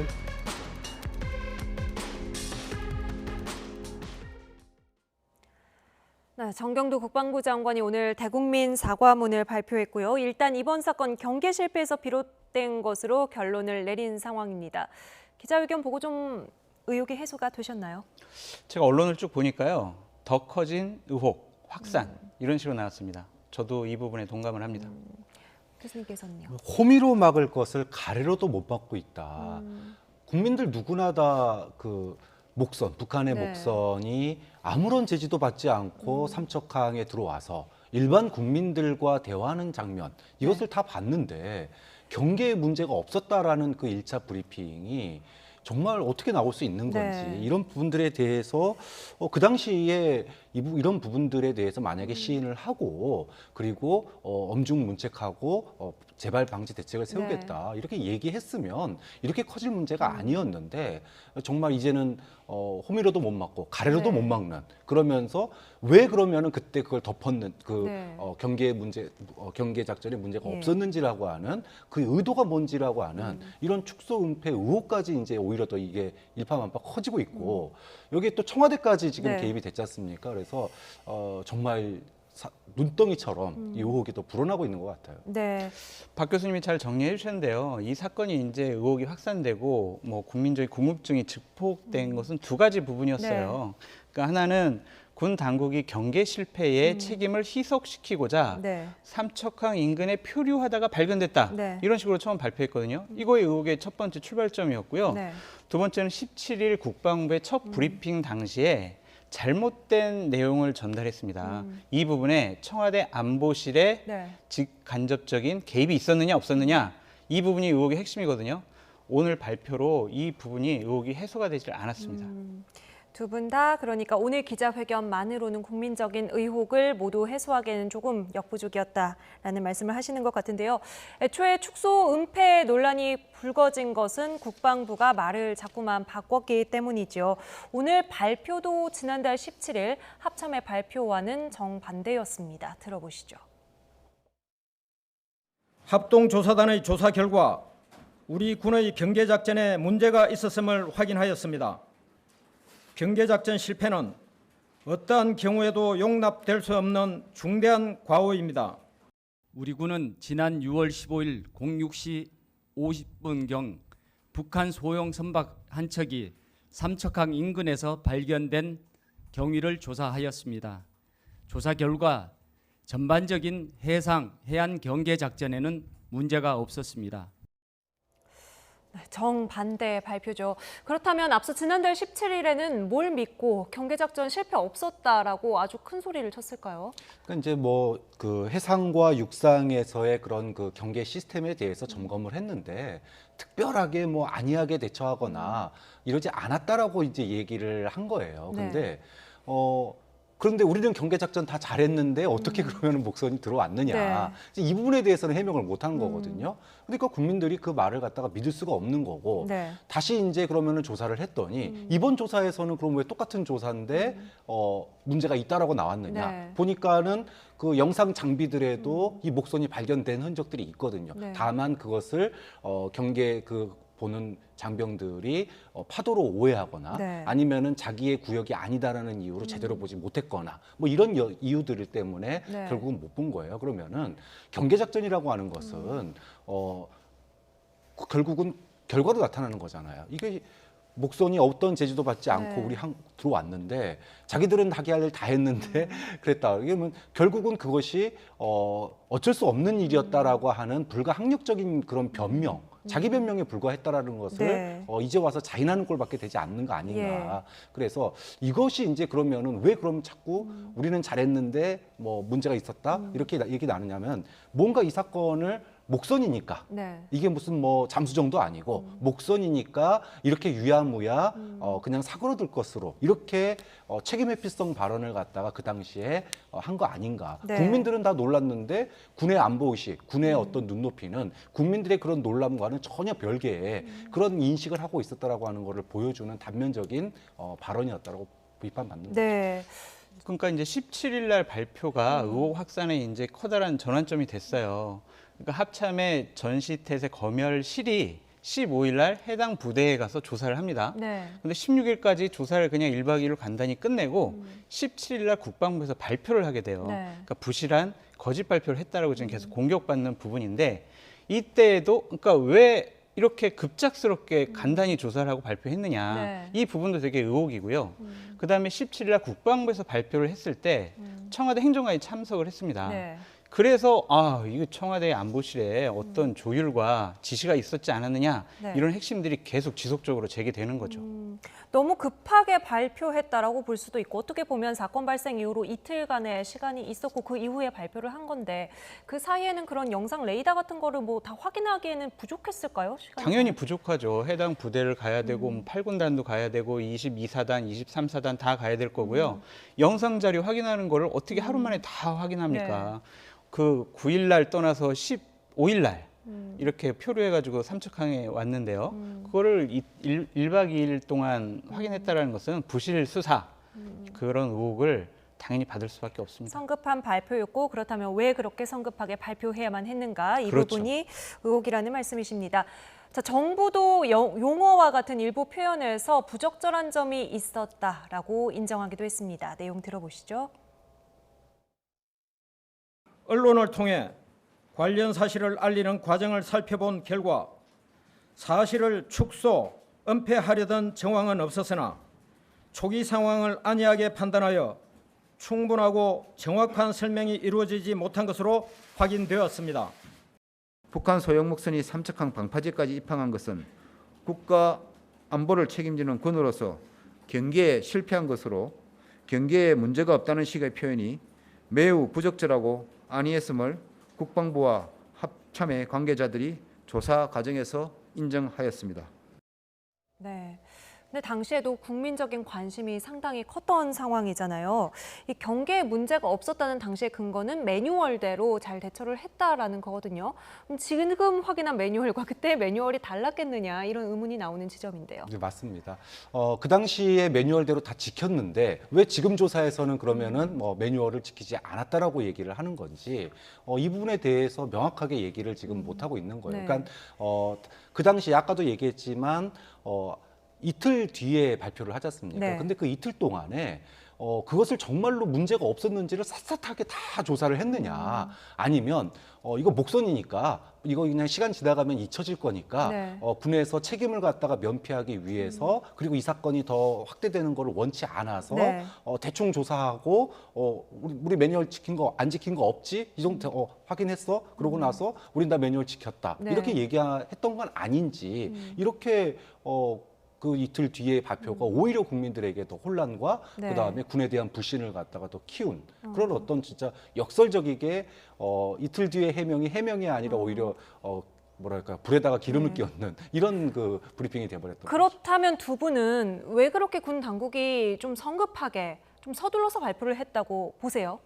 일단 첫 번째로는 군이 책임 회피에 급급했다라고 봅니다. 그러니까 과거에 우리나라에 이런 사례가 많잖아요. 네. 노크 기순 사례가 있었고 그 노크 기순 때 어떻게 됐습니까? 장성 6명이 별들이 날아갔거든요. 네. 그렇기 때문에 군으로서는 이것이 자신들의 어떤 책임으로 문책으로 다가오는 거에 대한 두려움을 느꼈을 거다. 좀 그런 측면에서 좀 뭐라 그럴까요?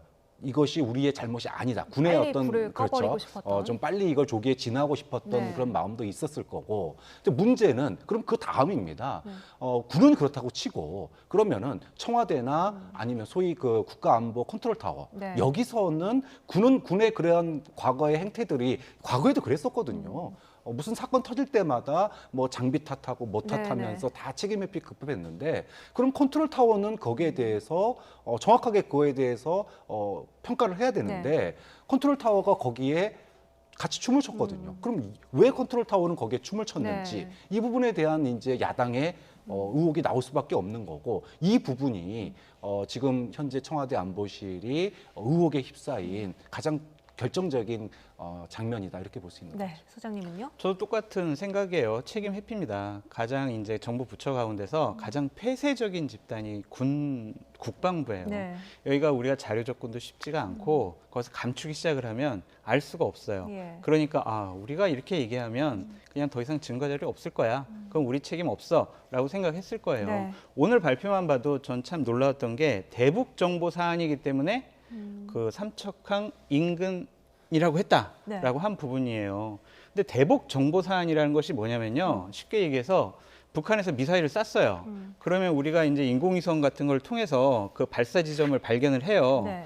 그러면은 뭐 예를 들면 평양 일대에서 발사했다라고 우리 발표를 하거든요. 예. 그 일대라는 표현을 왜 쓰냐면은 우리의 정보 탐지 능력이 북한에게 적발될까봐 예. 그런 그냥 일대라고 이렇게 하는 거거든요. 그게 바로 군사 보안 용어인데 그렇게 저렇게 이제 삼척항 인근이라고 하면서 자기네들의 책임을 면피하기 위한 군사적인 용어까지 동원해서 네. 국민을 속이는 거다라고 생각을 합니다. 국민의 눈높이를 고려하지 못했다라고 일단 표현을 했네요. 이런 가운데 문재인 대통령이 안보실 1차장 엄중 경고했다고 합니다. 앞서 기사로 전해드리기도 했는데 그렇다면 안보실도 책임이 있다 이렇게 볼 수가 있겠네요. 네, 당연히 책임이 있죠.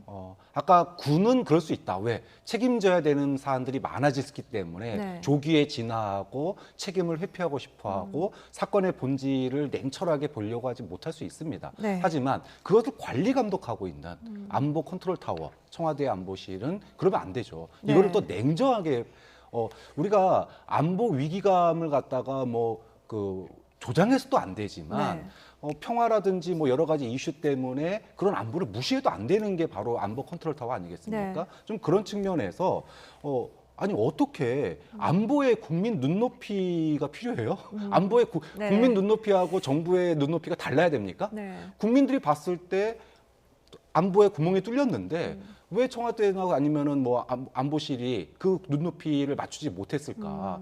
이 부분에 대해서 정말로 그게 어떤 지금 남북 간의 분위기를 깰 것 같으니까 네. 그랬다라면은 저는 그거야말로 정말 큰 문제고요. 네. 그것이 아니라 그냥 군의 발표를 갖다가 고지고대로 믿고 거기에 따라서 춤을 췄다면은 군에 대한 어떠한 관리 감독도 하고 있지 못한 거거든요. 네. 그럼 어느 쪽이든지 간에 지금 안보실 컨트롤 타워가 분명하게 잘못한 거고 이 부분에 대해서는 뭐 지금 야당이 국정조사를 얘기하지만 오히려 여당이 나서서 국정조사를 갖다가 요구하는 게 마치 여당이 또는 청와대가 네. 평화를 위해서 안보를 버린 것처럼 이렇게 얘기를 하는 거에 대한 오히려 더 맞대응을 하면서 정말 문제가 있다라면 여당이 나서서 오히려 청와대 안보실의 그런 부분에 대해서 저는 좀 따져 물을 수도 있어야 된다고 봅니다. 네. 그런데 이 청와대 안보실에 대한 징계 조치를 놓고도 말이 달라진다 이런 지적이 나오고 있습니다. 한번 들어보시죠. 동해지방해양경찰청장을 엄중 서면 경고하였고 동해해양경찰서장을 인사조치하였습니다. 청와대도 안보실에 대한 자체 조사 결과를 토대로 곧 조치를 할 예정입니다. 국가안보실에도 징계 조치가 있습니다. 오늘 그 발표문에도 포함이 되어 있습니다. 다만 누군지 즉시만 안 했을 뿐이지 이번 그 사건 조사와 관련해 가지고 거기에도 그 인사와 관련된 그런 부분이 있다는 것을 말씀을 드립니다. 그러니까 국무조정실에서는 징계 조치를 할 예정이다. 국방부에서는 징계 조치가 있었다. 이렇게 말이 좀 다르다는 건데요. 그러니까 징계를 하기 쉽지 않았던 것 같아요. 이 징계도 눈 가리고 아웅이라고 생각해야 될 게 뭐냐면요. 17일과 19일에 국방부의 잘못된 발표 자리에 참석했던 청와대 행정관에 대해서 조사가 진행되지 않았어요. 그리고 안보실장에 대해서도 조사를 안 했습니다. 이번에 검열단에서요. 그리고 국방부 장관, 합참 의장과 관련해서도 전혀 조사가 이루어지지 않았어요. 윗선에 대해서는 조사가 전혀 진행되지 않은 거죠. 안보실의 행정관과 안보실장을 조사하지 않았는데 안보실 제1차장을 징계했다? 이것은 뭔가 앞뒤가 맞지 않는 이상한 행동입니다. 네, 그 국방부 브리핑에 참석했던 청와대 행정관은 상당히 논란의 중심에 섰던 인물이기도 한데 왜 조사를 하지 않았을까요? 이 부분은 어떻게 봐야 될까요? 이제 국무총리실에서 지금 주관해서 이번에 이제 합동조사를 한 거잖아요. 그렇다면은 이것이 이제 사실은 맨 처음부터 논란이 있었어요. 그러니까 청와대 행정관이 왜 브리핑 자리에 갔느냐. 그리고 그 과정에서 소위 말하는 그런 군의 어떤 서둘러서 이걸 덮으려고 하는 그런 모양새에 대해서 그럼 청와대가 그걸 묵인한 거냐 아니면 따라한 거냐 아니면 뒤에서 그렇게 하라고 오더를 내린 거냐 이 부분에 대한 문제가 있는데 총리실이 이 부분에 대해서 제대로 조사를 하지 않았다라고 하는 것은 소위 말하면 꼬리 자르기에 들어간 거 아니냐 이렇게 볼 수밖에 없는 거예요. 그러니까 지금 대통령이 안보실 1차장에 대해서 엄중 경고를 했다 뭐 이렇게 얘기가 나오는데 그 경고의 내용이 뭔지 그러니까 왜 경고를 받은 건지에 대해서 지금 일단은 국민적인 그 의혹이 지금 나와 있는 상태잖아요. 이게 그냥 경고했다고 그러고 떠나갈 문제. 그러니까 호비로 막을 수 있는 걸 가래로 지금 못 막게 됐다는 이유가 뭐냐면 과거에 천안함이 공격당하고 뭐 많은 일들이 있었었다. 그러면 대통령이 진노하고 징계하고 그러면은 시간 지나면 다 잊혀졌습니다. 근데 지금 사안은요. 그거보다 어떻게 보면은 큰 사안이 아님에도 불구하고 이것을 덮으려다가 보니까 또는 시간이 지나가면 잊혀지겠지 하고 하다 보니까 그럼 이걸 왜 덮었니까지까지 이제 쫓아가게 되고 국정조사 요구까지 나오고 있는. 그럼 여기에 대해서 여당조차도 제대로 방어를 못하게 되는 이런 상황으로 지금 이제 가고 있는 건데 이걸 끊을 필요가 있는 거예요. 근데 끊는 게 꼬리 자르기로 끊으면은 계속 이게 이어질 수밖에 없어요. 오히려 문제의 본질, 즉 안보실이 그 당시에 어떻게 했는지를 솔직하게 평가하고 다시 리뉴얼하는 게 오히려 지금 청와대가 이 위기를 갖다가 돌파하는 길이 아닐까라는 생각이 듭니다. 제가 하나만 좀 덧붙일게요. 교수님께서 잘 설명해 주셨는데 이번 조사는 이제 국방부 그 감사관이 주도로 해가지고 이제 조사가 진행이 됐었고요. 국방부 주관으로 조사가 됐었고요. 뭐 셀프 조사 논란이 지금도 있죠. 그래서 이제 이런 것들을 왜 조사에 참여하지도 않은 국무조정실에서 발표를 하느냐라고 해서 이제 또 뭘 숨기기 위한 거냐라고 또 은폐 의혹이 또 지금 또 확산되고 있는 상황이죠. 예, 그러니까 지금 뭐 오늘 국무총리실에 출입하는 기자단이 성명을 냈습니다. 오늘 오전 7시야 기습적으로 오늘 브리핑이 있다. 합동조사 결과 발표를 총리실에서 하겠다. 이렇게 발표를 했다는 거예요. 많은 기자들이 당연히 국방부에서 할 거라고 생각을 했었는데 총리실에서 갑자기 진행을 하게 되면은 기자들도 질문할 준비가 안 되어 있고 또 이 전문적인 내용에 대한 공부가 전혀 안 되어 있는 상황이었거든요. 총리실에서 하겠다는 결정은 어떤 이유에서 내렸을까요? 명분은 있습니다. 명분은 이게 이제 당시에 혼선이 빚어졌던 게 맨 처음에 발표는 해경이 했었고요. 그 다음에 통일부에서 또 한 번 발표를 했죠. 그리고 그 국방부에서 또 브리핑을 했고 이렇게 이제 관련된 부서가 이것의 발표에 관련된 부서가 여러 곳이다 보니까 이것을 갖다가 종합적으로 대처한다라고 하는 종합적으로 보겠다라고 하는 측면에서 총리실에서 뭐 한다 이렇게 할 수도 있는데 문제는 그랬으면은 그 결과에 대해서 가장 많이 알고 있고 논란의 핵심에 서 있는 거는 국방부 쪽 기자들이나 국방부 쪽 관련된 사람들이 가장 많이 알고 있거든요. 그래야지 정확한 질문을 던질 수가 근데 총리실에 있는 기자들은 거기에 대해서 표면적인 것만 알지 지금 뭐가 문제의 핵심인지를 잘 모르고 있는 상황에서 브리핑하고 질문하세요 그러면 어떤 질문을 합니까? 그러니까 기자들이 항의를 한 건데 좀 뭐라 그럴까요? 지금 전반적으로 이번 목선 문제가 여기까지 갈 사안이 아님에도 불구하고 뭘 덮기 위해서 지금 여기까지 지금 뭐라 그럴까요? 계속 이렇게 수세에 몰려서 청와대가 가고 있는 건지 이제 그 부분이 좀 상당히 이제 오히려 이제 향후에 청와대의 발목을 잡을 가능성이 오히려 크다. 어떤 이유에서든지 총리실에서 하기로 했다면 그 결정을 조금이라도 빨리 기자들에게 알렸다면 이 사안에 대해서 가장 정확하게 알고 있는 기자들이 가서 질문을 던졌을 텐데요. 그렇죠. 이게 부실 3종 세트라고 저는 표명을 하고 싶어요. 첫 번째 부실하게 해명을 했습니다.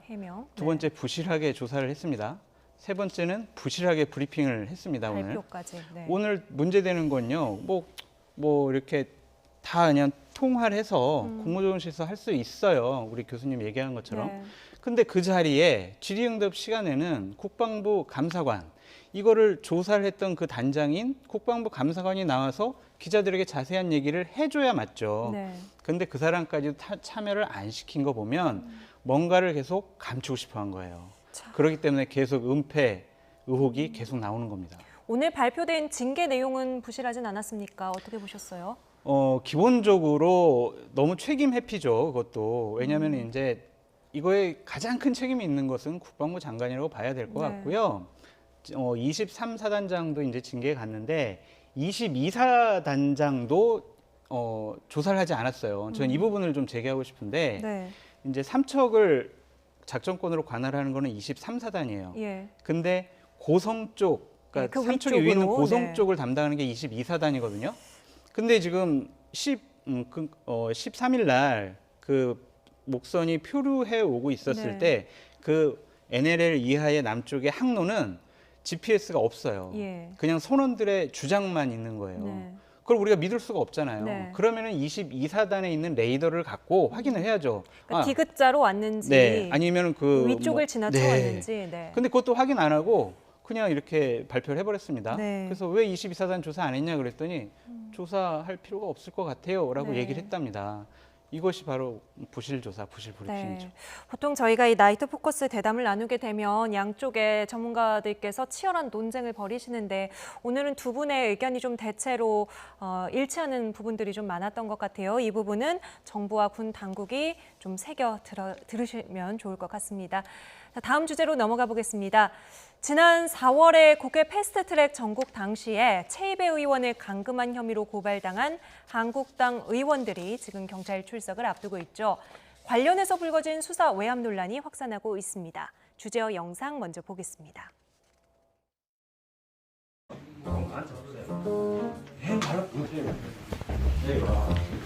덕을 오면 나간다니까.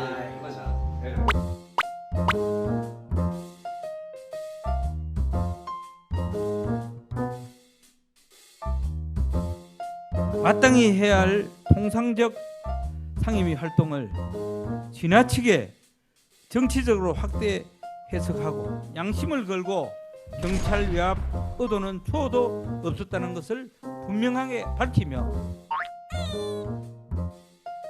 비공개를 요청한 자료 요구 내용이 어떻게 외부에 알려지게 되었는지 빠짐없이 밝혀야 합니다. 명백한 외압입니다.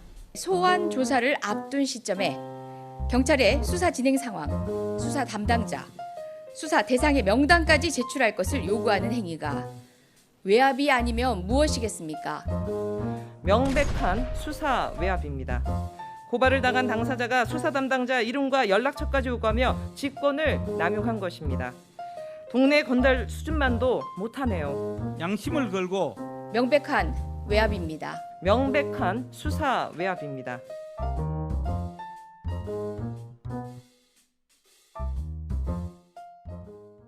네, 수사 외압 논란에 휩싸인 한국당 의원은 이채익 이종배 의원인데요.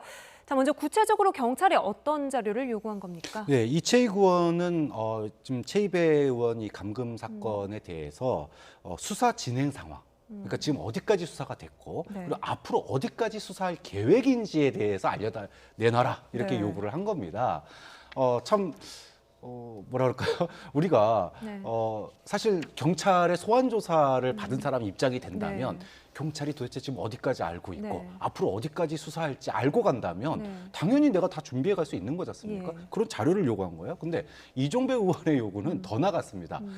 내가 조사받을 네. 그 조사 담당자, 네. 경찰의 수사 전 이름, 예. 연락처, 그리고 수사 대상자가 누구인지 이런 거를 다 달라고 그랬어요. 그러면은 지금 내가 가서 조사받는데 이 사람이 지금 어떤 경찰이 날 조사하고 있고 그 사람 연락처는 어떻게 되고 또 앞으로 누구누구를 조사할 예정인지를 안다면 네. 당연히 그 사람들이 말 맞추고 또 그 윗선에다가 압력을 가해서 얼마든지 할 수 있는 일이잖아요. 네. 도대체 이게 외압이 아니면 뭐가 외압인지 아까 양심을 걸고 외압이 아니라 그러는데 좀 이해가 되지 않습니다. 네. 이채익 의원은 아주 억울하다는 입장인데요. 오늘 직접 기자회견을 열었습니다. 직접 들어보시고 이야기 이어가지요. 국회법 제128조에 명시된 권한으로서 국회의원이 국민을 대신하여 피감기관의 정책과 활동에 문제가 없는지 감시하는 것은 국회의원의 합법적 수단입니다. 저는 양심을 걸고 경찰 외압 의도는 초도 없었다는 것을 분명하게 밝히며 이 부분은 민감용 경찰청장도 확인하고 있습니다. 경찰 역시 본 의원실이 비공개를 요청한 자료 요구 내용이 어떻게 외부에 알려지게 되었는지 그 경위를 하나도 빠짐없이 밝혀야 합니다.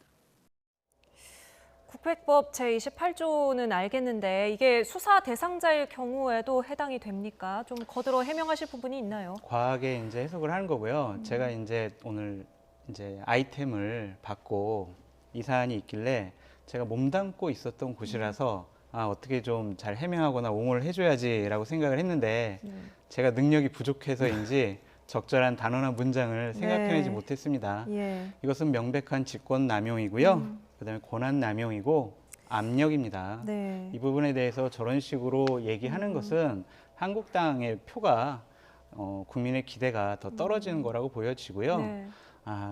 조사를 잘 받아야죠. 일단 예. 조사를 잘 받고 국회의원으로서의 권한을 저렇게 남용해서는 안 된다는 생각이 듭니다. 네. 참 부끄럽고 창피합니다. 이 같은 요구를 받은 경찰의 반응은 수사 진행 중인 사안이라 관련 자료를 제출할 수 없다라는 원론적인 입장이었습니다. 수사 자료는 전혀 넘어가지 않았고요. 그런데 이채익 의원 같은 경우에는 행안위 간사로 오랫동안 활동을 했고 경찰이 이런 입장을 내놓을 거라는 걸 뻔히 잘 알고 있었을 거란 말이에요. 그럼에도 불구하고 이걸 요구한 것을 어떻게 봐야 될까요? 뻔히 경찰에서 그런 대응을 할 줄 알면서도 얘기를 했다. 이거는 노골적으로 수사를 갖다가 거부하고 있고 압력을 행사한 거죠. 자료를 요구한 게 그렇죠. 아니라. 앞으로 지금 이제 경찰 조사를 지금 경찰에서 소환을 했어요. 근데 그 소환에 대해서 지금 그 한국당 의원 네 분인가요? 이분들이 가겠다 안 가겠다 말도 안 하고 있습니다. 다만 의사 일정이나 뭐 여러 가지 일정들을 들어서 불출석할 것으로 예상이 돼요. 그러니까 경찰이 부르는데 콧방귀도 안 끼는 거예요. 쉽게 얘기하면 거긴 그러고 있는 당사자들은 그러고 있는데 관련된 상임위의 야당 간사, 한국당 간사가 나서서 누가 수사할 거야? 그 사람 연락처 내놔. 이렇게 하고 있는 겁니다. 그럼 이것이야말로 정말 이거는 수사 거부이자 수사에 대한 노골적인 압력을 갖다가 어떤 국회의 어떤 그 의사 진행 이런 것들을 핑계 삼아 가지고 노골적인 압력을 가한 것의 다른 표현인 거죠. 이 부분은 어떻게 보세요? 이채익 의원 또 마지막에 나왔지만 나는 이 자료 요청을 비공개로 요청했는데 이 내용이 어떻게 흘러나가게 됐느냐 그 부분을 문제 삼고 있는데요. 억지죠.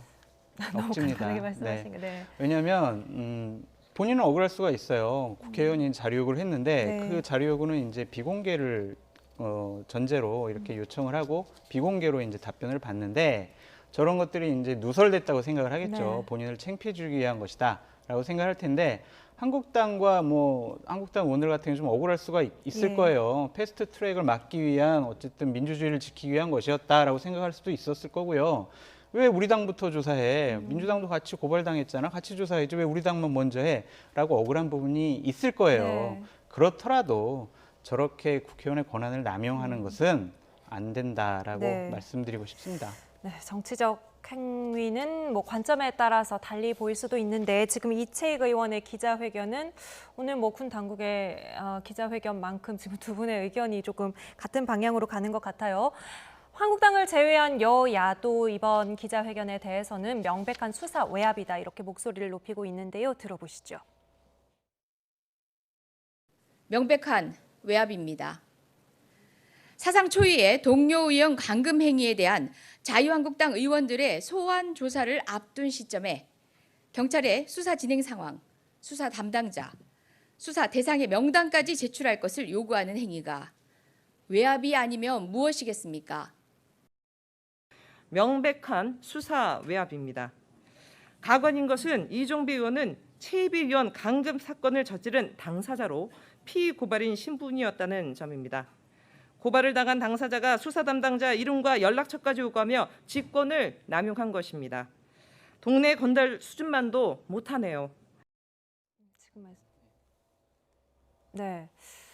이렇게 이제 압력과 압박이라고 이제 보일 수 있는 게 뭐냐면요. 제가 이제 국회에서 근무를 할 때 피감 기관에서 어떤 자료를 요청할 때요. 자료를 잘 안 주거나 저 사람은 좀 우리가 좀 군기를 좀 잡아야 되겠다라고 생각을 하면 똑같이 이렇게 해요. 뭐냐면 그 A라는 사람의 뭐 여태까지 근무했던 부서, 네. 그다음에 그 사람이 사인했던 여러 가지 서류들, 예. 인적 사항 이런 걸 다 내놔라고 먼저 이렇게 보내요. 그러면 그 다음 날 바로 와가지고 무슨 일이시냐라고 하면서 한마디로 협상이 좀 들어오는 부분도 있어요. 수사 담당자를 물어봤다는 게 이런 같은 맥락으로 볼 수 있다는 저는 그렇게도 볼 수 말씀이신가요? 있다고 봐요. 그러니까 그러한 자료 요구를 받는 사람 입장에서는 어마어마한 압력과 압박으로 느낄 수밖에 없어요. 네. 나를 주시하고 있구나. 우리 전체의 조직이 아니라 나만 갖고 그런다라고 생각할 수 있거든요. 네. 그 압박감은 대단히 심할 겁니다. 네, 원래 압박을 주는 사람은 본인이 압박을 주고 있다는 사실을 사실은 잘 모르죠. 한국당 의원 4명 출석 통보 시한이 내일까지인데 어떻게 될 것으로 좀 예상을 하십니까? 근데 뭐 한국당 의원들은 전혀 출석할 의사가 없어 보입니다. 지금 경찰이 통보를 했는데 내일 나와라 이렇게 조사받으러 나와라 그랬는데 여러 가지 뭐 일정들을 들어서 아예 답변을 안 하고 있어요. 첫 번째 나올 건지 안 나올 건지도 네. 얘기하지 않는데 들리는 얘기로는 저는 다 불출석할 것으로 좀 알려지고 있습니다. 네. 한국당 옹호하는 얘기를 좀 하자면 이제 국회 회기 중이기 예. 때문에 출석을 안 해도 됩니다. 네. 이런 가운데 오선의 한국당 정가윤 의원이 오늘 국회에서 갑자기 정치 IQ라는 단어를 꺼내 들었는데요. 어떤 이야기인지 들어보시죠. 집권 세력의 프레임 공격의 피해자가 코스프레만 하는 정치 IQ와 EQ로는 국민들에게 감동과 지지를 결코 얻어낼 수 없다고 생각합니다. 국민들은 자유한국당에 제1야당으로서 제발 품격 떨어지는 모습, 서로 헐뜯는 모습, 뭉치지 않고 흩어지는 모습들을 보이지 말아달라고 합니다. 네, 이 말이 여당을 향해서 나온 말이 아니라 자당을 향해서, 그러니까 본인의 당을 향해서 나온 말이에요. 그리고 한 신문의 칼럼을 소개하면서 나온 말로 지금 확인이 되는데 어떤 취지에서 저런 이야기를 꺼내셨을까요? 중진들이 저러한 얘기를 해야 된다고 봐요. 그래서 이제 당에 여러 가지 분위기를 좀 잡아야 된다고 보는데요. 언론 탓을 하고 기자 탓을 하는 정치인치고 잘된 사람 못 봤습니다. 네. 황교안 대표가 그랬죠. 우리 좋은 거, 잘된 것은 보도가 안 되고 우리 네. 조그만 실수 많이 이렇게 보도가 된다고. 그걸 다 기자 탓, 언론 탓 했어요. 그런 것들에 대한 좀 자각을 하라는 그런 뜻으로 보여집니다. 네, 지금 한국당 내부에서 이런 자성의 목소리랄까요? 쓴소리 같은 것들이 뭐 내부에서는 많이 나오고 있는 분위기인가요? 공개석상에서는 안 나오고요. 네. 의원들이 그냥 335 비공개 자리에서 이렇게 해서 될까? 이렇게 해서 내년 선거를 치를 수 있을까? 그런 걱정들을 많이 한답니다. 네, 내부에서는 이런 자성도 나오고 있다. 그렇다면 좀 국민을 설득하기 위한 대응 전략을 좀 바꿔야 되지 않겠는가? 이런 고민이 있을 것 같은데 좀 조언을 하신다면요. 국민 눈높이예요. 아까 안보에 대해서 국민의 눈높이와 어떻게 다르냐라고 얘기를 했는데요. 정치도 똑같습니다. 네. 아니 여성의 인권에 대해서 얘기를 하고 있는데 네. 여성들이 어떤 그 엉덩이를 끄고 이렇게 하는 네. 거에 대해서 우리는 비할 의도가 없었다. 근데 언론이 우리를 갖다 그렇게 몰고 가고 있다. 아니 국민들은 다 여성 비하했다고 보는데 자신들은 비하지 않았다고 생각하는 거예요. 네. 이런 인식 가지고는 국민들의 눈높이를 한국당은 절대 맞추지 못한다. 네. 좀 그런 점에서 한국당 지금 내부에서 피해자 코스프레만으로는 안 된다라고 얘기를 하고 있는 것은 언론 탓, 무슨 네. 공보 탓만 할 것이 아니라 본인들이 국민들에게 어떻게 비춰지고 있는지 그동안에는 소위 정권에 대한 반대, 문재인 대통령에 대한 반대, 네. 소위 빨갱이 논리 이런 걸로 이념 갈등으로 표를 얻었지만 앞으로는 그것만 가지고 안 된다. 네. 즉 올바른 어떤 그 냉정한 대안 이런 것들을 내놓고 자신들의 목소리를 내야 되는데 지금 그런 부분 없이 마치 우리는 정권의 피해자인 양 그 얘기만 계속 반복하고 있는 것에 대해서 왜 지지율이 올라가지 않는지, 왜 다음 총선에서 이길 수 없는지의 출발점이 네. 바로 거기에 있다라고 하는 그래서 그동안에 좀 소위 태극기 부대에 편승했던 한국당의 어떤 이념 편향성 그리고 좀 한쪽으로 든 경도성 네. 이런 부분들이 이제는 좀 똑바로 중도 지향으로 펴질 필요가 있다라는 것이 내부에서 이미 좀 차오르고 있는 게 아닌가라는 생각이 듭니다. 네. 내부 비판에서 뭐 황교안 대표라든지 당 차원에서는 어느 정도 입장이 나옵니까? 이 부분에 대해서는 되게 원론적인 입장만 얘기하고 있어요. 황교안 대표가 이 부분에서 언급하고 싶어하지 않아요. 그냥 뭐 나중에 말씀드리겠습니다. 뭐 대변인 말로 가늠하시죠라고 얘기를 네. 하고 있는데 저는 한국당과 한국당 지도부에 그 오컴스 면도날이라는 얘기를 해주고 싶어요. 그게 뭐죠? 단순하게 생각을 해라. 네. 그러니까 복잡한 논리로 우리가 지지율을 높이고 선거에서 이기려면 여러 가지 복잡한 생각들을 많이 해야 되거든요. 네. 그거보다 아까 교수님이 말씀했던 것처럼 국민을 보고 국민 눈높이에 맞는 일들을 하면 당연히 지지율은 높아지고 네. 선거에서 이길 수가 있습니다. 근데 우리가 뭐 이상한 여성원들 행동을 하고 네. 또 내가 무슨 어디 가서 시답지 않은 뭐 농담하고 뭐 청년들에게 가까이 다가가겠다 이러한 일들을 하는 것은 몸에 맞지 않은 옷을 입는 거거든요. 네. 억지로 하는 거예요. 그렇게 하지 말고 정말 국민 눈높이에 맞게 국민만 바라보고 뚜벅뚜벅 걸어갔으면 좋겠다라는 생각이 듭니다. 네, 기본으로 돌아가라는 말씀.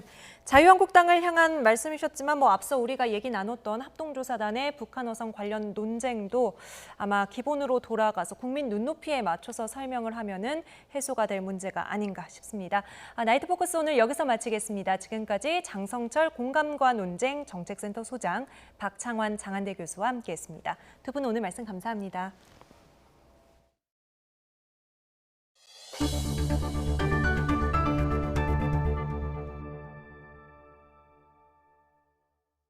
네, 정의당 원내대표를 맡고 있는 윤소하 의원실에 흉기와 죽은 새가 담긴 소포가 배달돼서 경찰이 수사에 착수했습니다.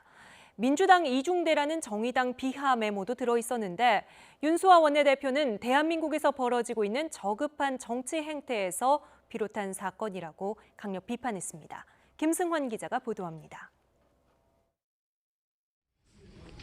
경찰 수사관들이 정의당 원내대표 윤소하 의원실에서 감식을 벌입니다. 흉기와 죽은 새, 협박 메모가 담긴 택배가 배달돼 수사에 들어간 겁니다. 택배를 가져왔었는데 거기서 좀 부패되고 썩은 냄새 나서 다시 살펴보니 죽은 새하고 커트카라고 해서 메모에는 민주당 이중대 앞잡이, 문재인 좌파 독재의 특등 홍위병이라면서 조심하라고 적혀 있습니다. 경찰은 태극기 자결단이라는 이름으로 택배가 발송된 점으로 미뤄 극우 성향의 인물이거나 극우 단체가 벌인 짓으로 보고 있습니다. 윤소하 원내대표는 저급한 정치 행태라고 강력 비판하며 막말과 정치 혐오를 부르고 극우 세력을 자극한 정치권도 반성해야 한다고 밝혔습니다. 사실상 정의당을 향해 연일 정치 공세를 벌이고 있는 자유한국당을 겨냥한 것으로 분석됩니다.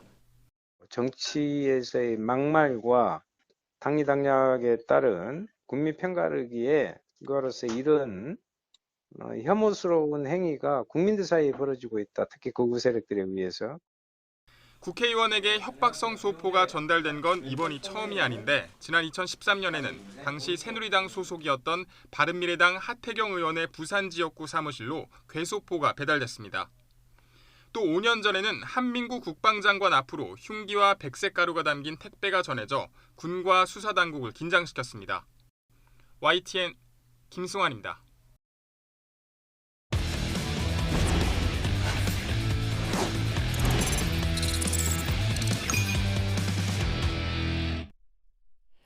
스포츠 뉴스입니다. 프로야구 KT의 기세가 심상치 않습니다. 탄탄한 마운드에 필요할 때마다 점수를 뽑아내는 타선의 조화를 앞세워 팀 최다 연승 기록을 7경기까지 늘렸습니다. 프로야구 소식 허재원 기자가 종합했습니다. 1회를 3자 범퇴로 가볍게 막아낸 배재성이 2회 원아웃 1, 2루 위기를 맞습니다.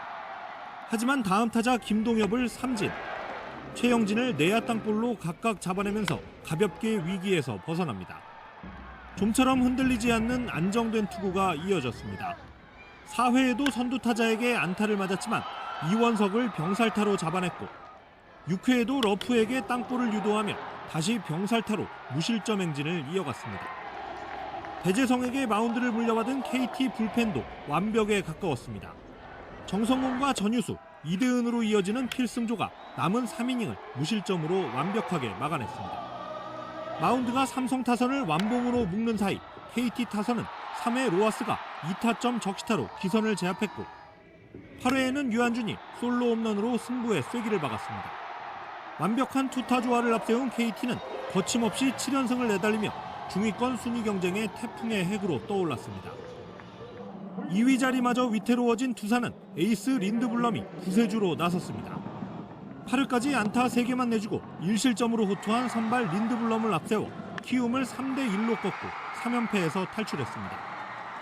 4위 LG는 선발 켈리의 호투 속에 최은성이 4회 결승 2점 홈런을 터뜨린 데 힘입어 한화를 5연패 수렁으로 밀어넣었습니다. YTN 허재원입니다. 올림픽 메달리스트에 이어 국제올림픽위원회 IOC 위원 그리고 체육단체장까지 각종 기록을 써온 인물 바로 유승민 대한탁구협회장인데요.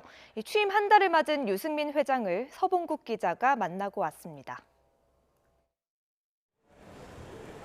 유승민 탁구협회장이 청바지에 간편한 셔츠 차림으로 코리아 오픈 탁구 대회장에 들어섭니다.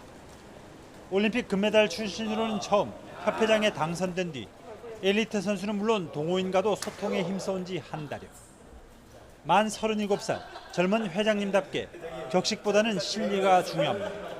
그리고 제가 아무래도 이 폭이 좀 넓다고 말씀드릴 수 있을 것 같은데 선수들도 일단 저를 좀 편안하게 생각을 하고요. 그리고 어른들까지 제가 다 찾아다니면서 소통할 수 있는 능력이 있기 때문에 1년 반의 짧은 임기지만 한국 탁구의 변화를 위해 미래발전 특별위원회를 신설했고 파격적인 인선을 준비하고 있습니다. 좀 파격적일 수도 있다, 신선하다 이런 느낌은 받을 수 있을 것 같아요. 그래서 좀 기대하셔도 좋을 정도로.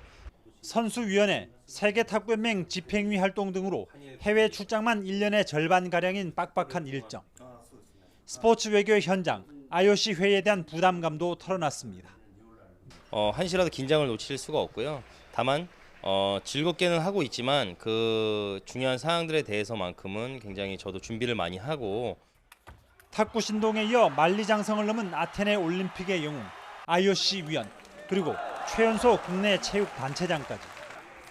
불가능해 보였던 일들을 차례로 실현하며 체육행정가로 거듭난 유승민의 도전은 여전히 진행 중입니다. YTN 서봉국입니다. 박세리 여자골프 대표팀 감독이 전설적인 선수들과 함께 오는 9월 강원도에서 샷 대결을 펼칩니다. 대회 운영사는 기자회견을 열고 9월 21일부터 이틀간 강원도 양양에서 박세리와 박성현, 소렌스탐 등이 출전하는 설혜원 레전드 매치를 개최한다고 밝혔습니다. 이번 대회에는 박세리를 비롯해 줄리 잉스터와 로레나 오초아 등 한때 세계 여자 골프계를 주름잡았던 전설적인 선수들이 나섭니다. 메이저리그에서 추신수와 최지만이 나란히 안타를 치며 활약했습니다. 텍사스의 추신수는 LA 에인절스와의 홈경기에 1번 타자로 선발 출전해 첫 타석에서 2루타로 출루하고 득점까지 올려 4타수 1안타 1득점을 기록했습니다. 템파베이의 최지만도 볼티모어를 상대로 팀이 6대1로 앞서던 7회 말 내야 안타를 치며 2경기 연속 안타를 기록했습니다. 텍사스는 4대9로 져 3연패에 빠졌고 템파베이는 4연승을 거두었습니다. 브라질이 아르헨티나를 꺾고 코파 아메리카 결승에 올랐습니다. 아르헨티나의 메시는 고개를 숙였는데요. 여자 월드컵에서는 미국이 3회 연속으로 결승에 진출했습니다. 해외 축구 소식 양시창 기자가 전해드립니다. 남미 최강자를 가리는 코파 아메리카. 브라질과 아르헨티나의 준결승은 미리 보는 결승전이었습니다. 팽팽한 중원 싸움이 전개되던 전반 19분, 브라질이 기선을 제압합니다. 베테랑 수비수 알베스가 개인기로 수비수를 제친 뒤 공을 연결하자 피르미누가 낮고 빠른 크로스로 제주스의 득점을 돕습니다. 아르헨티나 포백 수비진을 허무는 돌파와 패스, 슈팅까지 흠잡을 데 없습니다. 일격을 당한 아르헨티나는 빠른 역습을 펼쳤지만 불운에 울어야 했습니다. 메시가 올린 프리킥을 아규에로가 정확하게 머리에 갖다 댔지만 크로스바를 맞았고 후반전 메시의 슛도 골대를 맞고 튕겨 나왔습니다. 위기를 넘긴 브라질은 후반 26분 쐐기골을 넣으며 아르헨티나 추격 의지를 꺾었습니다. 첫 골 주인공 제주스가 몸의 중심을 잃지 않고 드리블해 완벽한 기회를 만들었고 피르미누가 침착하게 마무리했습니다. 2대0. 브라질은 칠레와 페루전 승자를 상대로 12년 만에 우승에 도전합니다. 이 대회에서 준우승만 3차례 기록한 메시는 상황을 반전시키지 못하고 또다시 고개를 떨궜습니다. 여자 월드컵에서는 최강국 미국이 잉글랜드를 따돌리고 3회 연속 결승 진출에 성공했습니다. 전반 10분 크리슨 프레스가 머리로 선제골을 넣었고 잉글랜드의 동점골을 허용했지만 다시 알렉스 모건이 헤딩슛으로 결승 득점을 올렸습니다. 미국은 네덜란드와 스웨덴전 승자와 결승에서 격돌합니다. YTN 양시창입니다. 포인트 임플란트? 써보면 알게 되는 포인트의 기술. 포인트 임플란트가 좋습니다. 특허받은 포인트 임플란트의 우수한 기술로 단단하고 오래갑니다. 이것이 바로 핵심 포인트, 포인트 임플란트. 설마 이렇게 드시고 운전대를 잡진 않으시겠죠? 2588 소연이와 2588 앱 설치가 있잖아요. 좌우로 정렬 2588 박소현 대리운전 2588. 누구에겐 한 뼘 차이지만 누구에겐 하늘과 땅 차이입니다. 시민이 느끼는 작은 차이 하나도 서울시 의회는 늘 고민합니다. 시민의 눈이 되어 시민의 마음으로 일하겠습니다. 서울을 바라봅니다. 시민을 생각합니다.